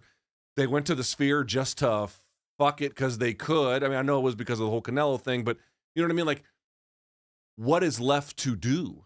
Except, yes, you could grow the sport in China, but that's more of a long-term project. Sure. You could. They don't have competitors, so it's hard to. They don't have competitors. I mean, there's nothing left for them to do in MMA except for smaller things. And in the scope of things, the Sphere Show is a small thing. If he takes the passion and budget that he gives to Slap and puts it into boxing, that could be interesting. Listen, this is my point. Whatever they're doing with Slap, just let all those truck drivers go home. Right? Let them all go home. Or hire them to set up the ring, maybe. Yeah, let Bill's Mafia go back to the parking lots. Okay. Right? Let them do that. Shouts to Bill's Mafia. You're all a bunch of fucking losers. Okay. Let Bill's Mafia go back to the parking lots. Shut down Slap. Quit giving away $14,000 fucking dollars worth of tickets for the gate and a $17,000 gate. Put that energy into boxing. That, to me, seems like a much better, more winning formula that, again, a real sport that could really benefit from another player. So just quickly, so it's hard to know how good Callum Walsh is. He looked great on Friday night. Improved to 12-0 with 10 KOs. Got Freddie Roach in his corner. He has been matching at the right pace. But, if this was supposed to be the test that pushed him, let's check out the highlight. I mean, he obliterated this guy in the second round beautifully on that counter left hand. Yeah. Corey Erdman's good at this job, I by like the way. Corey Erdman a lot. I mean, I obviously know him as a boxing writer going back a long time, but this is the first time I got to work with him, and he's good, man. He raises my game. He's good. He's really good. So, Luke, it's like this arena, it wasn't like McGregor beating Brandao, which was also in that arena, but they went nuts afterwards. They started throwing beer. Let's check through that. It's a madhouse inside the Free Arena. Oh, Peter Brady losing my voice right there. Yeah, we're back. You got the Burger King crowd. Dana White brought his umbrella. We are getting showered with beer at the moment. So I already had blood on my suit from one of the undercard fights in 3 spots, and then I just got soaked from like the knee down on one leg. And dude, when I was in the ring trying to do the post, Did you get soaked or was that piss? No, well, no, they're coming in like bottle rock. I'm told that that's what they do in Dublin, and that's what they do at the 3 Arena, dude. I know they had Katie Taylor versus Chantel Cameron 1 and 2 in that arena too. Yes. That was a wild event, man. Dude, the Irish. I are hope unlike Dana goes back there. I know, like, we're talking about 2 different things. We're talking about Dana in Turkey, but then he's also got this project with Callum Walsh. I hope that he goes. This is back what I mean. there Like, more he might often. have a couple pet projects. The Callum Walsh one. Here's my view on Callum Walsh. I simply don't know. He's 23. He appears to be good. The guy he fought did not appear to be great, but it's your 12th fight in boxing. He's supposed to be decent, not great. He stopped him very quickly. He stopped him with ease. Stopped him with ease. I simply don't know enough about Callum Walsh to really say how good he is. He seems promising. I guess we'll see. We're not going to know, obviously, until he steps up even more, but he's already ranked in the top 10 in 2 of the 4 sanctioning bodies at 154. He wants to push himself. And I'll just say this, what I have learned about him, his cool under pressure. Like, this event was built for him. There's got to be so much pressure. Dana's ringside. Like, it's, this is a big deal. And dude, he just walks out like it's nothing and delivers. And, there's guys that are cool under fire, but still will match up to the title level and not make it. Who knows? He'll have to prove it to us. But this is not too much for him to handle, this type of push. It's interesting to see. The Irish lift the Irish, man. Have you noticed that? Yes. How many times have you seen an Irish fighter compete at home and then was like, oh, the jitters got to me? It feels like the crowd does such a good job in boosting the confidence of their countryman, countrywoman, whatever the case may be, to not always win, certainly, but to get the best out of themselves, or at least what they've got to give that night. I can't say the same for every place in Estados Unidos. I wish I could. I wish I we don't could. really back our own too aggressively. It depends. Unless it's the Olympics. It right? depends. Like if you've got if Bud when he fought in Nebraska, I'm guessing that they would lift him up. Oh, and they then lift. Those were wild atmospheres. I heard. I thought the crowd that when we saw Spence fight Ugas was good, not great. It was Jerry's But it's world. different to this UK/Ireland crowds, dude. They're insane. There's just nothing quite like boxing over there. It's a different ball game completely in terms of the fan. Dude, what's crazy is obviously the Irish are different. Well, actually, I'm not sure how different they are, but the English are football crazy. Yeah, like the English are football fucking crazy. They're boxing crazy too. They're boxing crazy in a way that is hard to explain. Dana said he's going back to Cork with this kid. We'll see. Callum Walsh looking good so far. Let's go to topic number 4. We'll take you right back deep into the MMA. Although Tabitha Ricci, Baby Shark, was she there? Was ringside. Yeah, she was wearing the crown that was ultimately on Callum's head. Back to topic number 4. Hey, Sean O'Malley. We saw him lose his bantamweight title at UFC 306 to Merab Dvalishvili. Then reveal afterwards that there was the torn labrum in his hip, that he had hip surgery scheduled. Tim Welch, his coach, would go on his own podcast and say that this has been a recurring injury and that he didn't even want O'Malley to go forward with this fight. But that's not necessarily the meat of what we're here to talk about, because O'Malley has now declared himself Chael Sonnen style, the undefeated champion all over again, when for a YouTube clip on his channel, he rewatched the fight and has declared that he won 3-2 and got robbed. So, Luke, first let me show some of this evidence. Can we go first to the Twitter roundup? This was my first look at this, Luke. I'm like, what are we doing here, Sean O'Malley? So round 1, he believes he won that 100%. Round 2, he lost but took a little damage. 3 was closer than people thought. And then, 4 was Merab's, but obviously O'Malley came and finished strong. Here's the video that a lot of people are reacting to. Look at, I'm pressuring him and fucking he calls a timeout mid-fight. I about knocked him out or hurry him got out of the way. Oh, bro. I won this shit. I literally won that round. That wasn't even that controversial. Oh, it's so frustrating. Watch Herb step in. Hey, stopping it. Aljo was about to get out of the cage. Oh, he was flared up. I have it 1-1 going into the third. No bias. It's already way different than I was expecting it from what I've been hearing people say. Dude, this round is closer than the first. Yes. Bink, another one. Oh, that could have been the end, bro. If he took a bad shot there, that's the end of the match. Start picking it up, feeling it. You can't say this shit ain't competitive. Bro, what is this? I mean, the narrative is crazy. I might ask UFC, so will you please put this on YouTube? That one hurt him. That one hurt him. That one fucking hurt him. Round 4. A little lazy. Lazy. This motherfucker's holding on for dear life, too, you know? Like, he knows. This is a fucking close fight. What's up with the Tekashi 6ix9ine furniture? I'm wondering if... It should be a 10-8. I won the first, third, and the only fifth place round. that couch could Rewatched live that is a fight, garage. turn the commentary you actually off, couldn't put it in a tell house. me I did not win that fight. You did not win that fight. So he's had subsequent memes really pushing this first, third, and fifth narrative. So Luke, he's smarter. He's a great marketer. He's a very smart kid. Is he pulling this public stunt because he's a sore loser, because he's angling for an immediate rematch, or is he just trying to make YouTube content? Because you can't believe he believes that, correct? Dude, fighters believe lots of silly things. You can believe that. Why couldn't you believe that he Is there an believes that? argument to be made after he kind of got dominated short of that fifth round? All right, so let's go through the math here a little bit. 5 rounds, 2 and 4, even O'Malley agrees are Merab's. Okay, so 2 and 4 are his. Round 5, clearly Sean O'Malley's. So if you go and look at the scoring of the judges, 2 of the 3 judges gave O'Malley round 3, and none of the judges gave him round 1.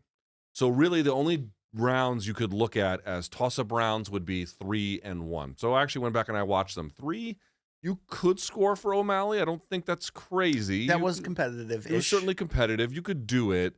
So what about round 1? I just don't really see an argument for round 1 at all. He did land some decent shots to the body, but they did not really deter him. He was taken down twice, which by itself doesn't mean much. But certainly on the first takedown, he got peppered with all kinds of shots from Merab that had a noticeable effect on his positioning and the way he moved, which is exactly what you're looking for. Plus, he had to carry his weight. And that stuff that he was hitting Merab with, while it matters, it did not deter his behavior. In other words, who landed on the other guy in enough volume and to the extent that you could witness an observable change in the behavior as a consequence? It was Merab to O'Malley. People are fucking bored. And YouTube does this. YouTube makes creators want to just invent shit because there's nothing to talk about. Now, again, maybe O'Malley believes this, but I'm saying even if he doesn't, which goes closer to what you're believing, it would make sense because people on YouTube, when there's nothing to talk about, they'll just invent shit. Like, and if they run out of things to talk about, they'll find ways to show their butthole on OnlyFans. Yeah, they'll just do butthole on OnlyFans. Yeah. Listen, I think Sean fought a better fight than maybe it looked in real time. But I've seen some people go back through and do like Zapruder films. Dude, none of that shit matters. Yeah. I've done this bit. Like when Michael Bisping beat Matt Hamill. It's a very controversial fight. You can go back and watch it. I don't know if he actually deserved to win, but he did in the end. The fight was in England. But the point I'm trying to make is going back through a fight afterwards can be educational, BC. I learned a little bit more about, for example, Sean Strickland, when he fought DDP, by going back through the footage. I was like, you know what? I feel like Sean maybe should have gotten the nod. However, you are judging it in real time. Your first reaction to it is quite literally the only one that matters.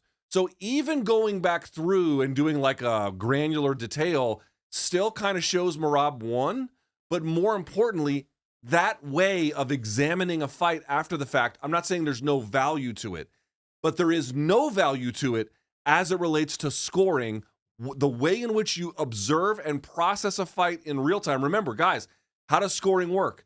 A round finishes, the judge looks down at their paper, scores it, and then turns it in, and they get no do-overs. That is how a fight is judged, for better or for worse. Sure.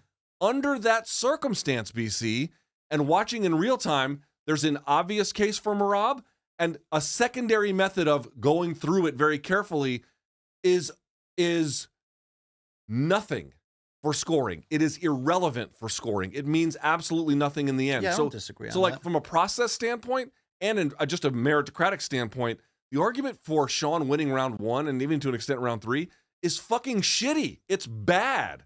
Yeah. Stop this. I think he's trying to curry favor and trying to put the idea of an immediate rematch really out there. But did we talk enough about this whole injury reveal? Because this wasn't as bad as the Dillashaw situation, but hearing Tim Welch speak at length, doesn't it make you feel like they prioritized the payday and the opportunity to headline the Sphere and thought, you know, I did hear Tim Walsh say like they had a worse camp for the Aljo fight and he was in worse shape, but he just went in there and knocked him out, right? Aljo made a big mistake and it happened. And maybe there was a part of them that thought, okay, Merab will run into something and this won't become a factor. But in hindsight, with that hip injury, wasn't kicking at all.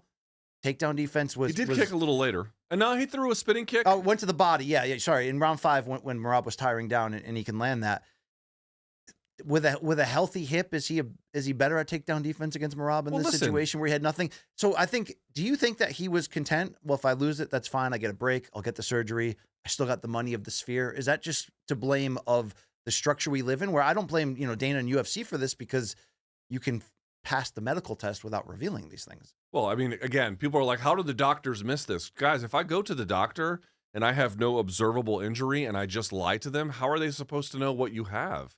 Like when you go to the doctor and you tell them what's wrong, you literally tell them, hey, I have this symptom and this kind of thing happened to me. And they use that to piece together like what happened to you. Well, that's what I'm saying. I don't think he should be in the running for an immediate rematch when that's kind of what he did.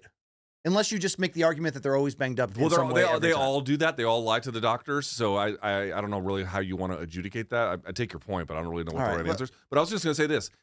I have seen different responses from orthopedic surgeons about labrum tears in the hip. And how to, obviously it's not ideal and it can impact your performance, but that a lot of athletes tend to go along with torn hip labrums in the hip on like cortisol shots and they're able to compete at a reasonable level. We simply don't know until he gets it repaired and we can judge after that. All right. Merab saw all of this and built a skit to respond with. Let's check in on that.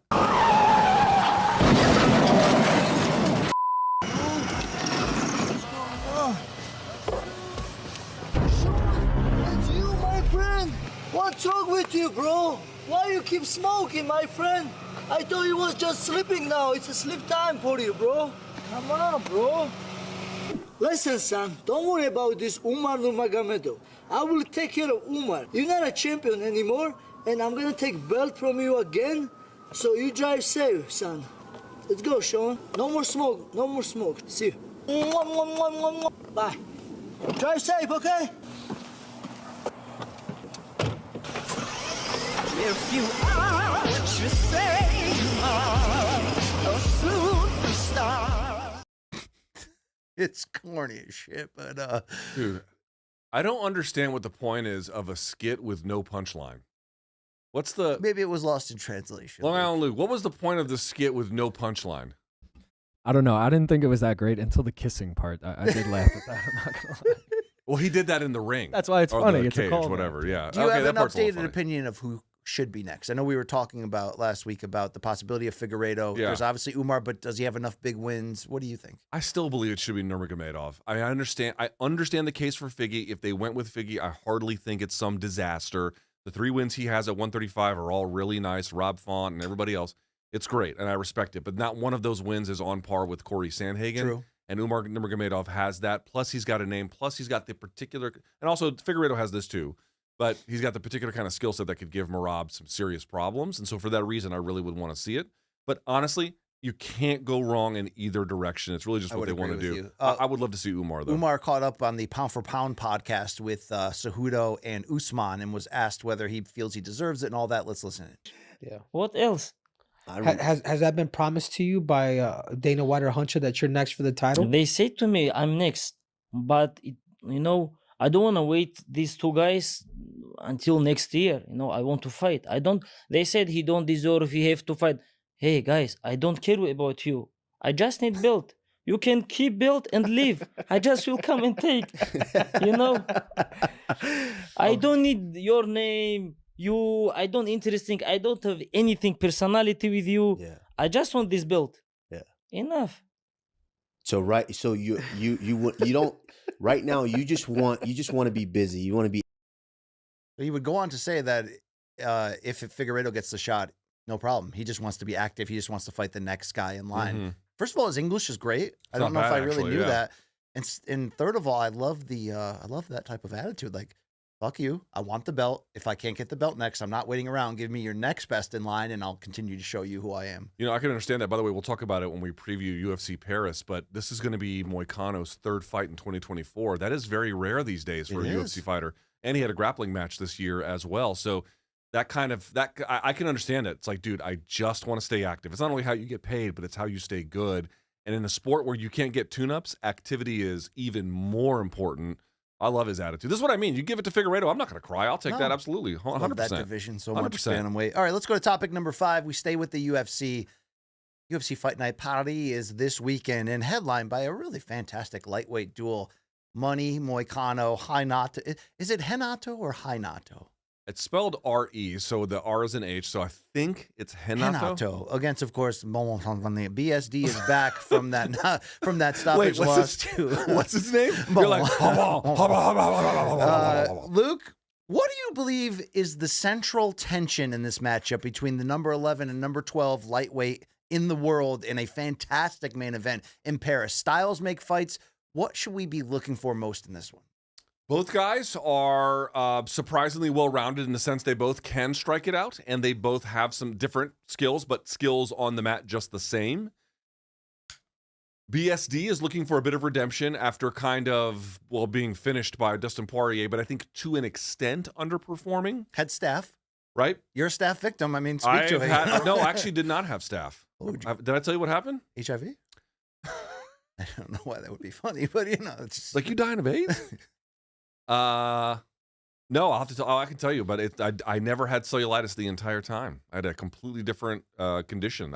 Can I catch it by looking at you? I could rub it on you and you wouldn't get it. And now I'm thinking of like if rubbing I it on smell your your mouth. flatulence, will it? Okay, back to the real topic here. Yeah, no, but I had to get a biopsy done, and they figured out it was something that masquerades as cellulitis, but is not, in fact. Something called morphia. I had morphia. Anyway, what was the question? Oh, but with central tension. Okay.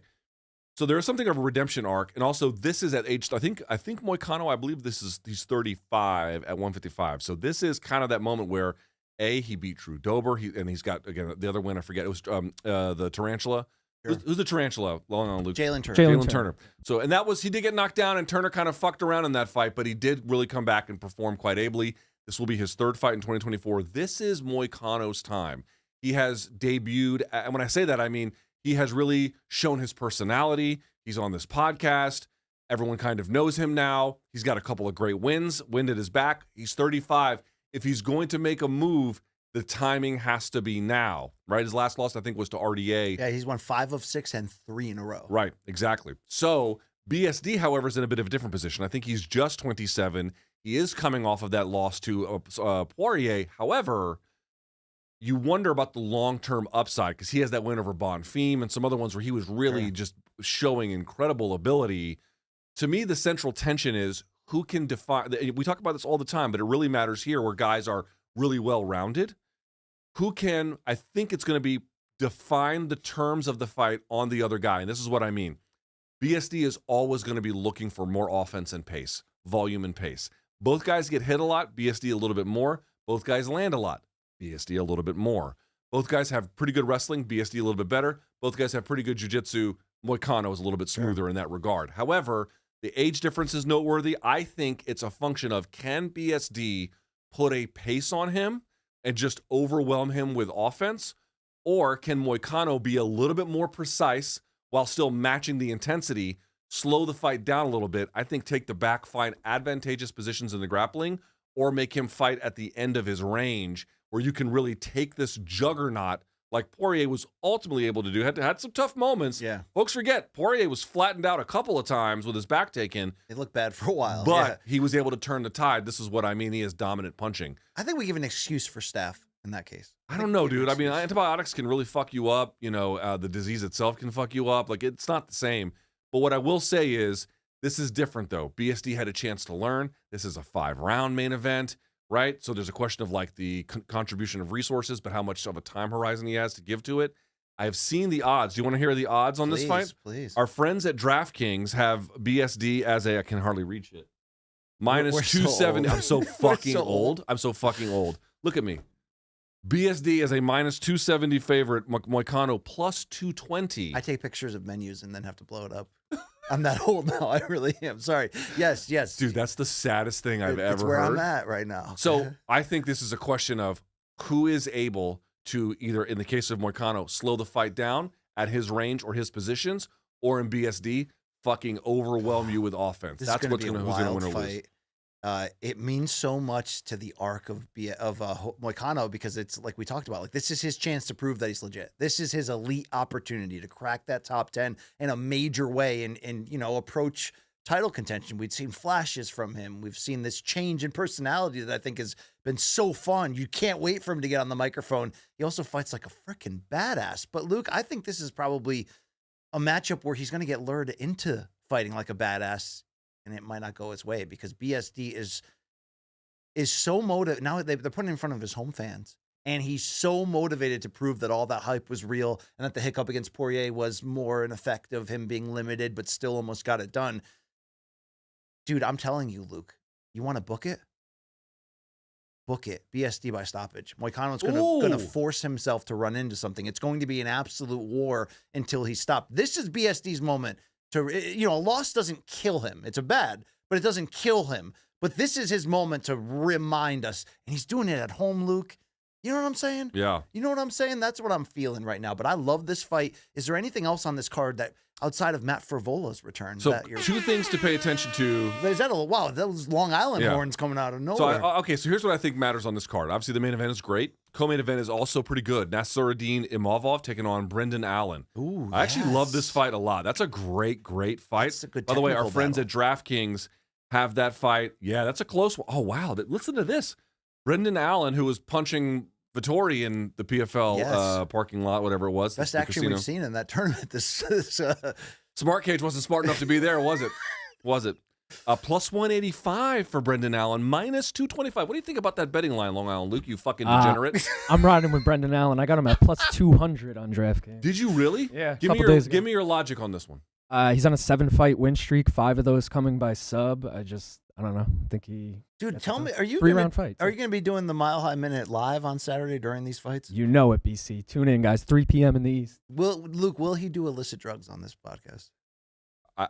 Dude, if you pulled his blood out, we could fucking smoke it in a crack pipe and get high. We got to wait till you already did all the drugs. We got to wait till you die and smoke your ashes. Okay, so also on this card are a series of interesting kind of prospects. Yes. You mentioned Matt Frivola. I wouldn't call him a prospect, but he's on this card. But what I mean is there's some other ones here that are kind of interesting. So Ludovic Klein is taking on Roosevelt Roberts. That's a really fun fight there.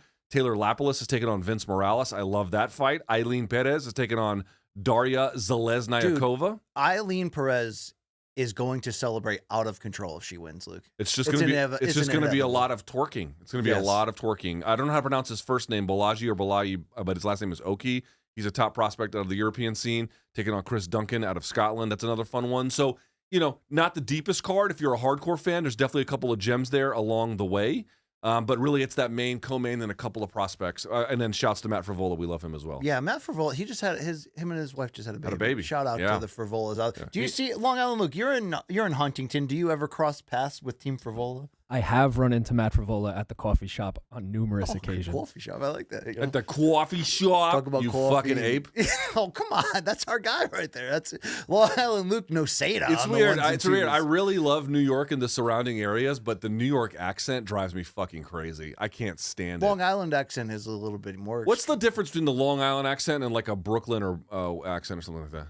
I don't honestly know. That's for his someone dad's else from to tell me. Australia. He doesn't It all blends the understand same. this Brooklyn's on Long Island. Aussie rules, Luke. Almost worthless.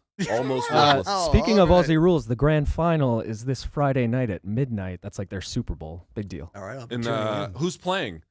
The Brisbane Lions and Sydney Swans. Yeah, the fuckabouts and the Wallaby Smackers. Is there a crossover between MMA Australian fans and Australian rules football fans? I don't know, dude. I watch Australian rules football, and sometimes it looks like MMA. I mean, these motherfuckers. Shout out to Tim Simpson, the manager. He's a big West Coast Eagles fan. That's an Aussie rules team. So there is some crossover. Yeah. Shout out to all those Aussie people. I like Aussie people. We should go. We should take the podcast there. My wife is going to Australia this year for work. I know. I'm fucking jealous. I'm super You know what's going to jealous. happen the week that she's gone? The biggest fight of the year will happen. It's inevitable when either of our wives No, travel. I actually looked at the calendar. This time it won't be that bad, thank God. But all right. Also, let me ask you real quick. We didn't put it on the rundown, I think. Please, Really? what else you got for me? What do you think about a proposed fight between Gervonta Davis and Lamont Roach in D.C.? So I know that that's a giant deal in DC, and they're going to sell out that arena, and they were amateur rivals, and Roach is a champion at 130, and he's looking good lately. But we were Tank talking. should be fighting 135ers. We were talking about him fighting Loma or maybe Shakur. Dude, I liked the idea of him fighting Valenzuela at 140 for the title. Jose Valenzuela just beat Pitbull. Yep. But I saw Robert Garcia, Valenzuela's trainer, put They out wanted there it at 35. that Tank's team wanted at 135. Don't know if that's true, but that was his opinion on that.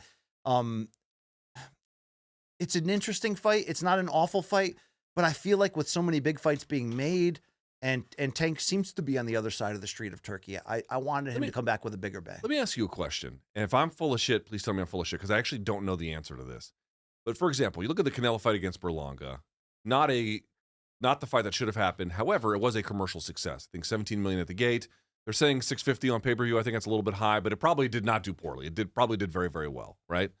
But the problem with that is, it's like, I don't mind that Canelo made money, but this is not what incentive do you have to take fights if you can just not take the ones that matter and still do massive, massive box office returns? To your point, if they make that Roach versus Gervonta fight, I don't know what it would do on pay-per-view, but if he gets a cut of the gate, they're going to sell that out fucking instantly in DC at the Capital One Arena. I guarantee it's a fight. If he's going to be active, I don't mind these in-betweens. Like, this is an interesting matchup. That's a huge fight in that area. But here's what I'm asking you. How many times have we watched Jake Paul compete, and it's like this, he's fighting fucking pre-diabetic gas station attendants, and he's whooping them out, and then it still does like good numbers. It still sells. It's still obviously the stuff he was doing at the Caribe Royale, whatever, not so much. But anybody else, it was big. Has YouTube boxing and that whole thing has that made us? Let me ask you a question. Has that dulled our sense of competitive rivalry, where not that you wouldn't pay more for a Benavidez fight or you wouldn't be more intrigued, but it feels like we've created a world where as long as you're popular and you're reasonably active, there are not many demands placed on you where there are box office returns that directly correlate to opponent quality. I don't think it has anything to do with YouTube, because that's been boxing's reality for a couple decades now. Has it? I mean, I feel like, dude, what was the equivalent of Floyd taking a fight like that? Berto was a world champion. That was his last one. Yeah, but Berto was 3-3 in his last 6 at that point and was a little bit after it. But that was Floyd's retirement fight, so it was a little more different, understandable. I mean, that fight was almost on CBS, by the way. And also, that fight didn't do that great on pay-per-view. This is what I mean. Canelo's fighting fucking Berlanga, and it's doing at least $500K or more. Sure.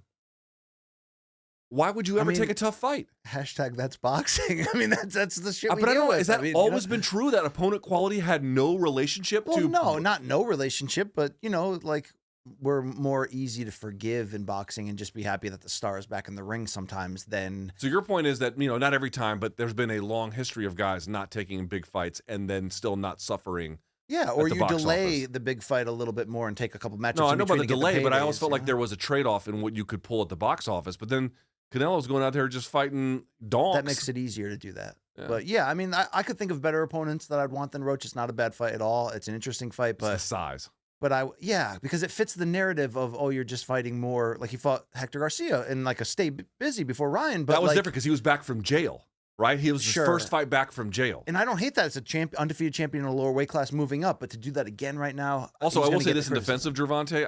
I hope the Roach fight, if it happens, is 135, but whatever. He did try to make the Loma fight, and it wasn't his fault that it fell apart. That is true. Loma pulled out. Whatever. Yeah, there we go. Luke, dating on your phone, right? Yes. How about banking on your phone? How about looking at the latest news on your phone? How about ordering lottery tickets?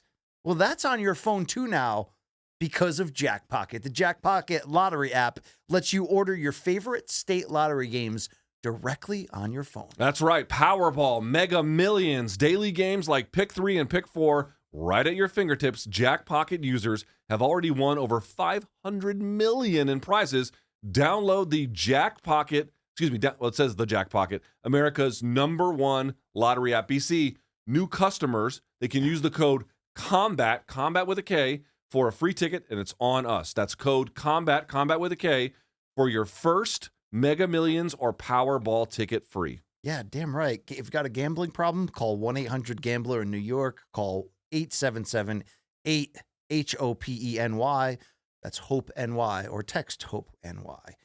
18 or older, 19 plus in Nebraska, 21 plus in Arizona. Void where prohibited. Promo code required for $2 non-withdrawable credit based on iOS downloaded data collected by Sensor Tower based on the total dollar of lottery prizes won by Jackpocket customers as of 6/25/24. For terms, go to jackpocket.com/TOS/free-ticket-promo. Thank you very much.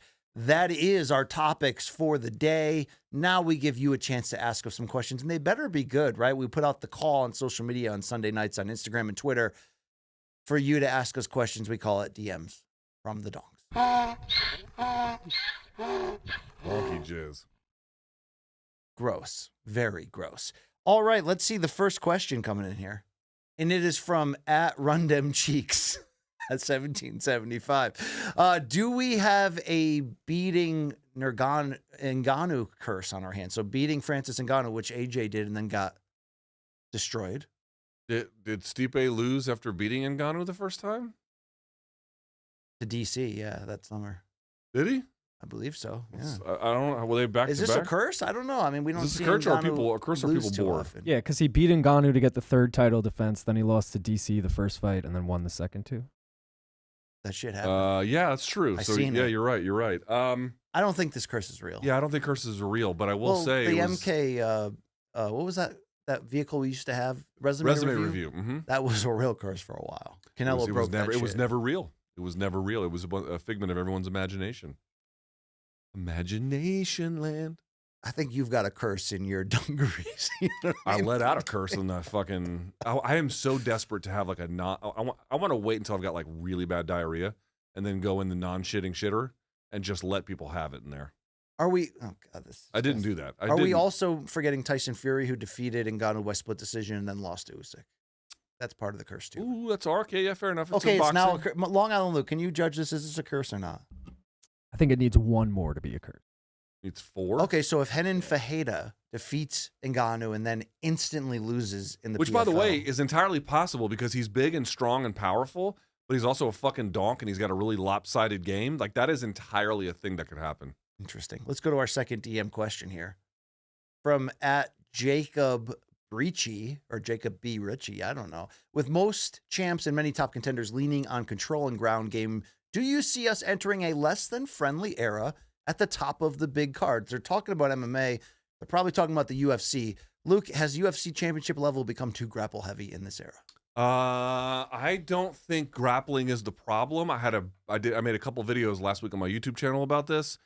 I don't think grappling is the problem. I think I understand that when I make this argument, I realize there are a lot of people who disagree, including people who've been around the sport for a long time.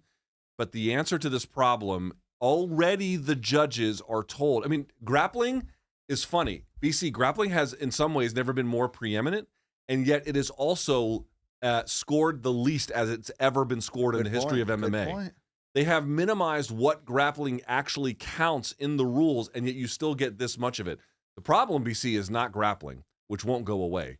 The problem is I saw everyone getting on Herb Dean for telling Merab, who was visibly fucking stalling, to do more, and then they say things like, well, look how much he works overall, which is true. That has nothing to do with whether or not he's working in those particular moments. My point is, we need to do what one championship does. Empower the referees to demand more. There are limits to that. Yeah. There you can go too far with it, but that's the only way to consistently get and drive more action. It is what they do in collegiate and scholastic wrestling. The referees there will call it on your ass super quickly. That's a little much, I think, for MMA, but that's the solution to the problem. I prefer brawls. I prefer Bonner versus Griffin 1, but I also really like skill. And if these are guys that are dominant in these areas, it's up to the game to catch up. It's up to the game to catch up and figure it out. So here's the problem. Why did GSP go from using the full breadth of his skills to just becoming a wrestler in the last 40% of his career?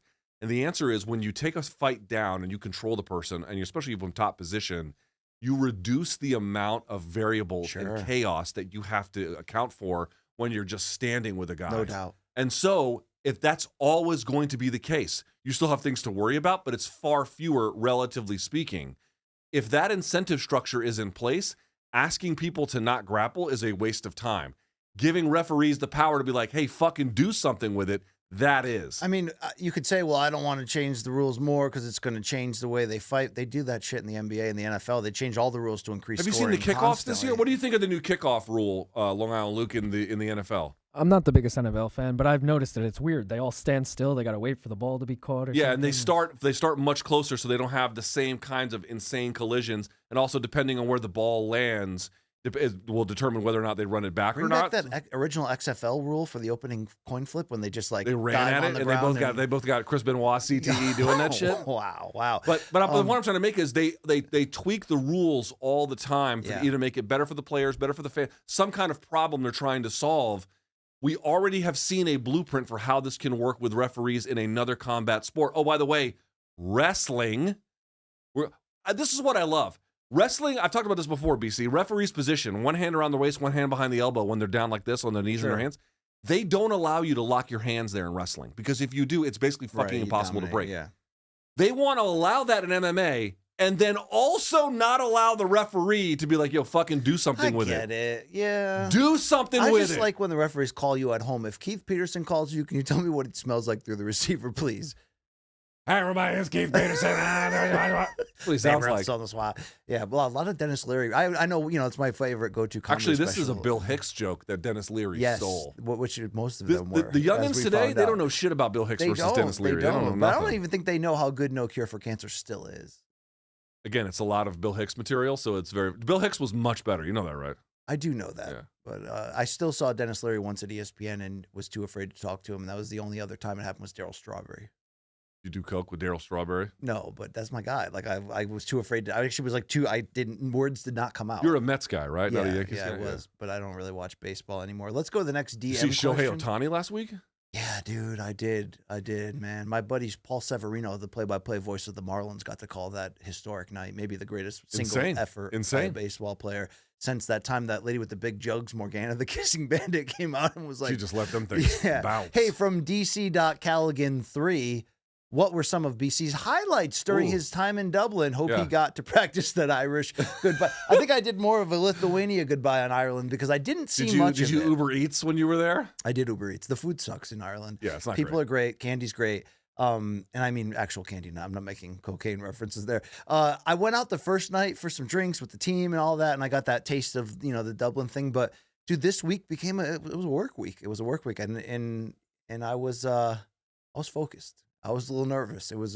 How much do whores cost in Dublin? I don't have that information or that answer, so I didn't get to see it. I know some people were hoping to have like a BC meetup, and like we talked about earlier, we'll grab a mug. I did get to get some Guinness on tap, but I didn't go much further than that. It was kind of hard because I just got back from London and Paris and did the whole vacation things, and now it's like I'm more. Also, people don't understand you're there to fucking work. I'm there to work, and it's serious. People always tell me like, "Oh, you go to Vegas for work a lot. How does that feel?" And I'm like, I fucking hate every time I go. Yeah. It's the fucking worst. That's how I feel about it. But yeah, I didn't get to see a lot. I went for a walk. I did some things, but not too much. I'd like to see more, Luke, when it comes to Ireland, of the countryside, of the I'll go to that place where they filmed that Star Wars movie when Luke was an old piece. You chucked the lightsaber. Yeah, I'd like to go there. I'd like to check that out. I know you. Like, where are the whores? Stop that. The people are awesome though. The crowd was insane. Yeah, I really enjoyed it. How was the Guinness on tap in Ireland? So it was really good. It's way better than I've ever had here. But I have to say, it wasn't like it's not. Oh my God, let me get 9 of these. Listen, they eat dog food over there. All right, I mean, they just don't know what they're talking about. So it is better. It is different. But they act like it's some kind of fucking miracle of science that when they have one, I'm like, it's a tasty beer. It's nothing special. It's nothing special. The Irish fighters were fun to interview. Like it's a good. The Irish are great people. I will certainly say that. They really are. So I hope to get a chance to go back. They eat dog food, but they're nice people. I'm now ready to attack Europe. Too bad it's so expensive. But going to Europe's London, not expensive. Europe is much cheaper than the United States. Well, I mean, if you're going to go fly to like Italy or something, you're going to pay. It's a big trip. It's not just but like the dollar is strong right now, really strong. Okay. No, it's true. Like. A buddy of mine just moved to Spain. Like, you can survive in Spain with a decent life on 30, not in 35K. Switzerland, Luke, okay. Switzerland's a little bit different. But in general, there's big swaths of Europe that are much cheaper than the United States. Have you visited most of Europe in your time? I have visited most of Europe, yeah. All right. Well, I mean, I've not been to places like Romania, but. Okay. Have you tried the sex trade in Egypt?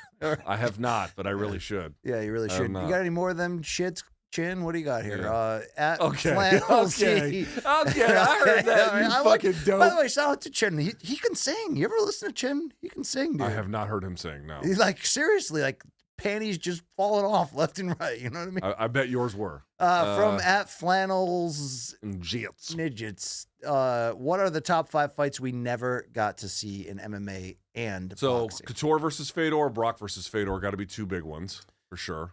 Yes, Francis versus John. Francis versus John's Tom a big one. versus John. Tom versus John's Would another you one. put GSP versus Anderson? I would, as just a super fight. Like, So there was that I window. yes, I do think that they should have made it. The big problem that for folks who didn't live through that era was that they never could really come to a. Anderson was always like, "I'll cut the weight," but then UFC was like, "We don't want you to." They could never really come to a consensus on weight class, which is why this is why people call GSP a little bit of an opportunist, because he was like, "Yeah, I don't want to cut down, or if Silva cuts down, it's not going to make sense."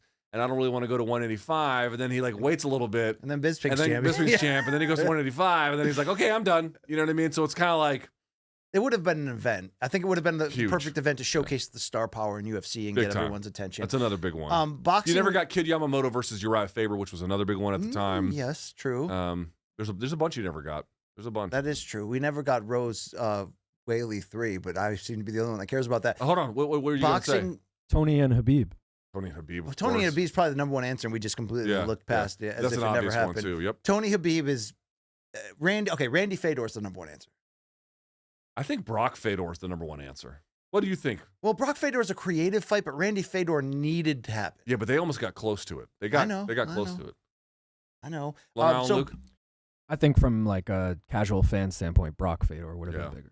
In boxing, we're talking about Riddick Bowe versus Lennox Lewis, the big one right there. They met in the Olympics, both threw the thing in the trash to avoid having to fight him as a pro. A lot of people would have loved Sugar Ray Leonard versus against Aaron Pryor, but there was really never a window for that one to work.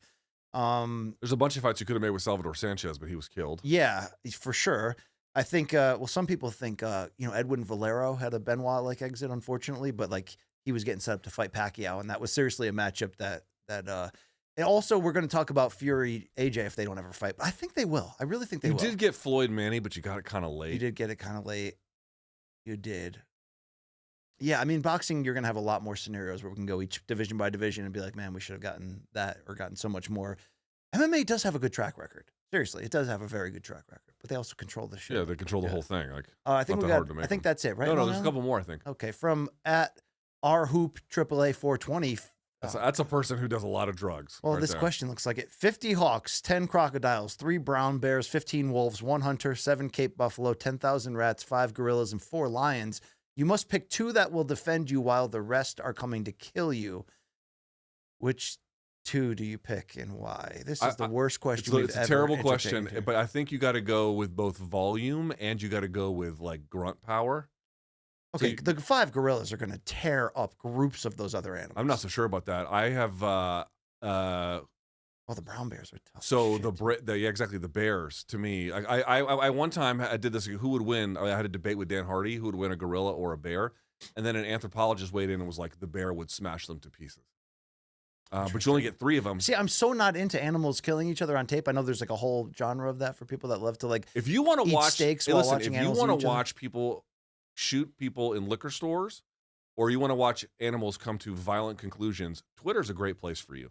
Oh yeah, yeah. I used to watch bum fights, back in the early 2000s. Guys would like break their ankles and they'd pay them with like a 40 ounce and that was really sad in hindsight. I watched Faces of Death as a kid. Those were not real. Those were staged. I like to believe that they were. I'm gonna go with 15 wolves, and probably 15 of them. But there's a lot of wolves, bro. You ever seen how big a wolf Dude, a is? gorilla would destroy a bunch of wolves, right? I don't know about that.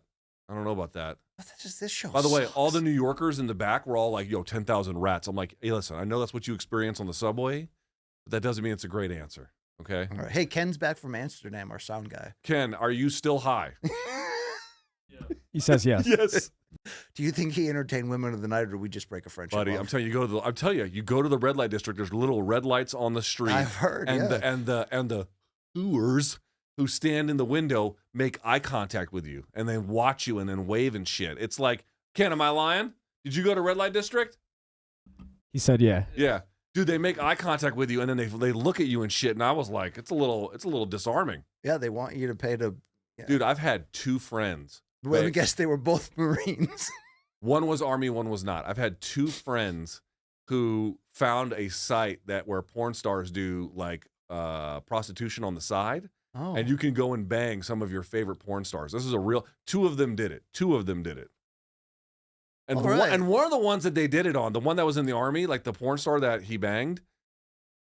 I'll just put it this quite mildly, not my type. Not my type at all. I'll tell you who it is Eastern after the show. European, not your type at all. Let's transition from this awkwardness to even more awkwardness, where I scoured the globe Sunday Hooers. for the highs, lows, good, bad, ugly between from the combat sports world and beyond. It's called Have You Seen the Shit?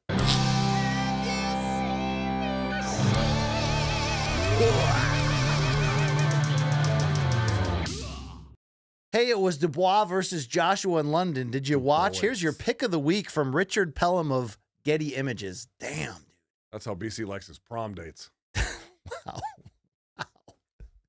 Ass All right. up, face down. I mean, yeah, a good roofie joke to kick it off. I didn't say roofies. I just said ass Dude, up, that's face a great down. shot, dude. That's the reality of what happened right there. Holy shit. I know, dude. Dude, this is a brutal fucking He sport. took that loss so much better than I thought he would. I thought he'd be done and never hear from him again.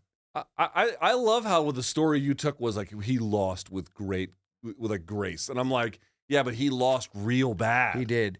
Luke, as you would always say, nightmare blunt rotation. This time it's Saudi style. What do you got here, Luke? Look at this power shot. Well, Terrence Crawford I like a lot. And Usyk's cool, but Jesus. What about the director, Guy Ritchie? That's him? That's Guy Ritchie? Yes, it is. He's been eating some English gravy. What do you think about old Connor showing up with the cigar? He seems annoying. Does he not? He seems like, you know what he seems like? A close talker. Yes. That's what he seems like. Well, he seems good like transition. a very close We got talker. Connor losing his Shiat during this AJ finish. Yeah, okay, in fairness, so was I. Now, that's the end of the first. That's the end of the first. In fairness, I was also like, holy shit. Like, Yes. Connor's a fight fan. He's annoying, but he's a fight fan. I like Connor still, even though dude, I asked everybody in Ireland. I Just like to you. confirm, You're annoying. Just to confirm the whole idea that like Ireland hates Connor. Dude, Yeah. every single person was like, F that POS. Are you serious? I'm not even joking. Every single person was like, used to love him. Now, since the rape allegations, never No again. way. Like, it was wild, but that's how it goes. Luke Usyk got to meet Connor shortly after that picture was taken. Let's listen in. My bad. See you, man. No shit, put out. Oh, you got your hand on me. Bare knuckles, my bad, October 12th. See you there, yeah? Come on. Hey, he's great, Connor. Yes. Crazy man. Look. He's great.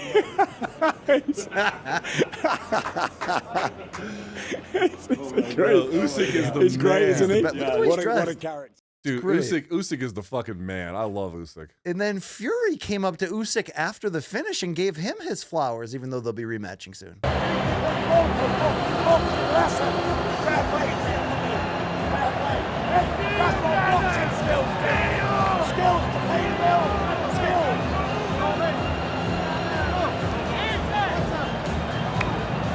The internet would add that he also taught Fury a proper boxing Let me ask you a question about the Brits. What is worse about them? The history of colonialism and oppression and imperialism? Or their teeth? Or their teeth? Or more importantly, singing Sweet Caroline? Hey, they played that before Callum Walsh's walk.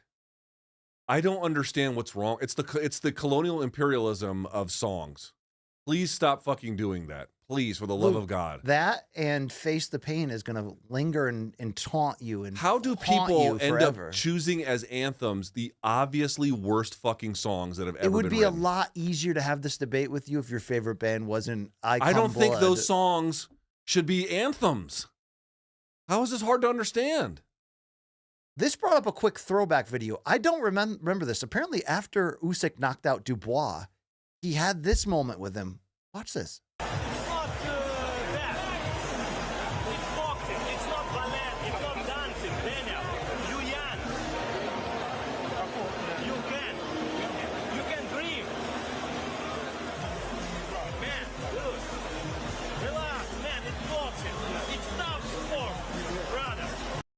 Dude, I got chills the first time I just saw that yesterday. That was awesome. That's pretty cool. Pretty cool. Usyk, he doesn't fail. Like, he tends to be cool at all turns. He seems to have a cheat code for life. All right. Well, Luke, we're going to need a bigger boat for these next few clips. Do you like when Got some big old when things from the sea attack? Fucking shit! Shamu just took out that fishing boat. Wow. Right. Have you seen all of these orca that are like capsizing ships off the coast of Spain? I have not seen that. Dude, and the pods are teaching other pods how to take out fucking ships. So much for your cost of living argument. Right? Well, I mean, if you got a boat, it's a little different. All right, watch this dolphin. That's not a dolphin. That's a fucking swordfish. Holy shit, though. Good Lord. But a lot of freaking out on that boat. Good Lord. Sorry, I misplaced it. Here's the dolphin I was talking about. Watch this body check. Like he's Brian Campbell. Bah, take that, bitch. Yeah, good Lord. Suck a dick up till you hiccup. Luke, do you ever bowl anymore? I took Tukey bowling. It's expensive these days. Really? $150 for me, the wife, and the kid to go bowling. No, 150. Okay, this must be the DC $80 haircut thing. I'll even say which place I went to. Bolero. And let me guess, the customer service was just just they don't pissed give a off fuck the whole about you. thing. Yeah. Dude, why do you pay so much for basic things? I Who don't- pays what- $100 for a haircut? Who goes $150 for bowling? Dude, I didn't even drink any beer. Like, what do you want me to fucking say? You should get a reach around for $150. You're gonna come at the like, help Robert me out? Kraft Alley. I mean, come on. Let's check out this bowling prank.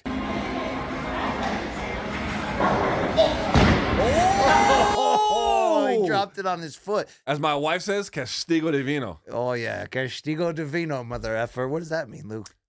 Essentially, like, you got what you deserved. You're That's damn right. That's not how it translates, but that's what it means. Luke, it's rare that I bring back clips to put them in the Have You Seen This Shit Hall of Fame, but everyone keeps sending this to me as if we didn't play it on the show. They do that all the time. The hardcore fans will be like, BC, you got to put this on the show. I'm like, it was on 2 weeks ago. Do you not watch? But this one from Goggins is great. I like to get a bunch of men together. Okay. Men that are the hardest of the hard. And I want to be with these men. Did he or is it? I mean, Listen, each his own. All right, Luke, we haven't done this in a while. Would you eat this? Mac and chicken fries. So crinkle fries, nacho cheese, mac and cheese, fried chicken with like more like aioli. I'd give it a couple. I'd give it a couple bites. I'd go after it. I Give it mean, a couple bites. that's like a Big Z at the frat house. You're not going to tell a lot of people that you did it, but you're going to. Yeah. That's right. That's right. Yeah, maybe. Elsewhere in boxing this week, Jaime Munguia back for the first time since losing to Canelo. By here the way, with- if that was British, they would have put banana peels and cigarette butts in it. Probably. He would end up getting the finish here against Eric Bazinian in his first fight with Top Rank. Now. So actually, I watched the first 5 rounds of this fight live, and Munguia was losing this fight, but superior firepower. Yes, brought it, had a good finish right there. Luke, we got a moment on this ESPN undercard that you don't see too often. The trainer interview mid-round. Watch what happens. I hate these. You gotta walk into it. There you go. Ooh! He walked into it all right. So that was her fighter. Coach being interviewed. Dude, I hate the fucking middle of the fight. Leave the cornermen and the trainers the fuck alone. I think it's good after like a fighter that was supposed to win is suddenly in trouble, gets knocked down, you go to the corner afterwards or something like that. I think there's some value in that, but Dude, I would say this, of all the interviews you can get during the course of a fight, these ones have the greatest capacity for like disaster. All right. There's a fun southpaw heavyweight from Ireland who was on this Callum Walsh undercard named Thomas Cardy. His catchphrase is no Cardy, no party. And, okay, all right. I like him already. Joshua and Fury brought him in to mimic Usyk. He's a big quick southpaw. Listen to the sound of this body shot he landed. But he's doing the right thing. He's closing the distance. They were yelling at Vergara. Oh, wicked body shot!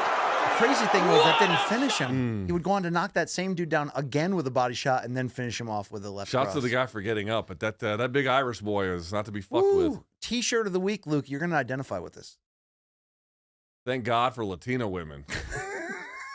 I love Latinas. This guy might have a bit of an issue. Luke, nothing quite goes together like golf and flatulence. Would you agree? I don't play golf. Oh, that's a nice ball right there. Nice ball. Nice spot. Thank you. Tap it in. Tap, tap, tap-a-roo. This is the worst show It in really America. is. Let's keep it going on this theme.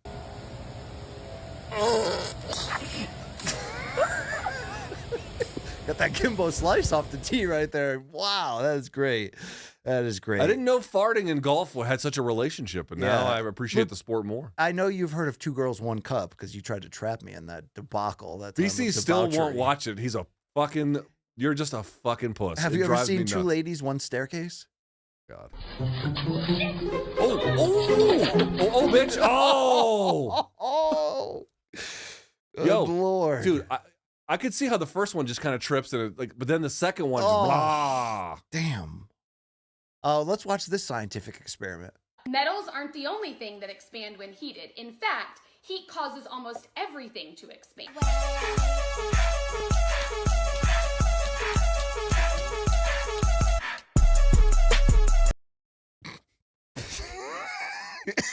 You trying to heat up his cock to get it wider? Is that the whole? I think so, Luke. Okay.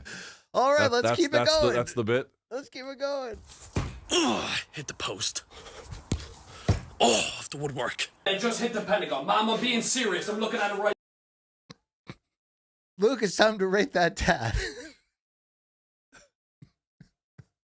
Are you shitting me? Oh boy, somebody's got that on their skin. That's something. They've right got there. 9/11 skits and bits on their skin. Luke, a lot of people think the 9/11 content on this show Dude, that was is a crazy fuck. People have no fucking idea. That's one of the craziest days of my life. Yes, they think it's too morbid for the show, and they're probably right. So why don't we honor the dead instead, right?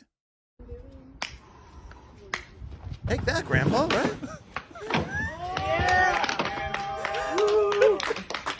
I think I sent this one to you. You did send it to me. Yeah, this one's that was fucking great. awesome. They didn't stop honoring the dead with skateboarding. Let's go to the soccer pitch.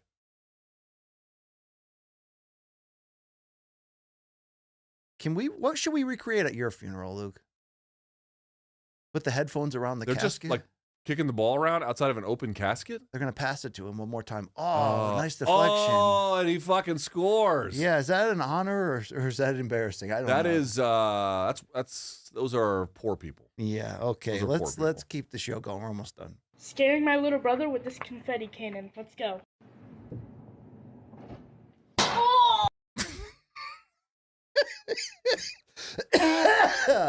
That's a good one. That is fucking great. Let's see this one too. Hey, seriously, if you just tell me whose this is, I'm not going to be upset. It's yours. I'm telling you. There's It's no not other girls mine. I can't see what it is. It's a hair tie. Oh. Sorry. Let's keep it going here. All right, we're almost done. Yep. Yeah. All right, fella. You may have had one too many. Wow. That's BC in Ireland. Luke, you know what they used to say about me in my prime? That I had a snake in my pants. Okay. What the ever-living fuck is that? Still going. Look at Sifredi over there, right? Dude, where is this? I hope to never go. It's definitely Colombia. No. Still going. Guy's got a python. Dude, this is disturbing. That's the shit of the week I hope you saw. I got to pee my pants really There's bad. not nearly enough elder abuse in this. I'll have to go back to the well and dig it up, you know. Let's remind everyone, BC, our big announcement today, back 2 times a week. Now, we're saying October.